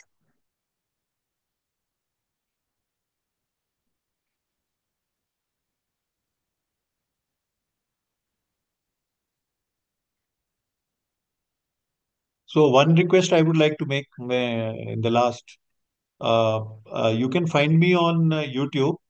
Arun Chandan is my YouTube ID. So I keep on. I'm not very regular on that, but I have uploaded number of good videos on medicinal plants. People practicing doing innovative things in medicinal plants. You can subscribe my channel. You can find information there. I'm there on Facebook also, Arun Chandan. Okay, sir, I don't see any more questions. I think they are satisfied with your session. Thank you. So Thank you very they much. are just asking for the PPT. You just I'll share share with it. me, I'll share in the Yeah, group, sir. I'll share it. I'll share it with So thank you so you. much, sir, on the behalf of everyone, and you made the session more extraordinary, memorable about the medicinal plants, sir. We look Thank you. forward My in pleasure. the future collaborate with you, sir. Thank you. My pleasure. Thank you, Madhvi. Thank you, Just Agriculture. Thank you all. Thank you all. Thank you so much, sir. Thank you. Okay, participants, you may leave now. This is the end of the session now.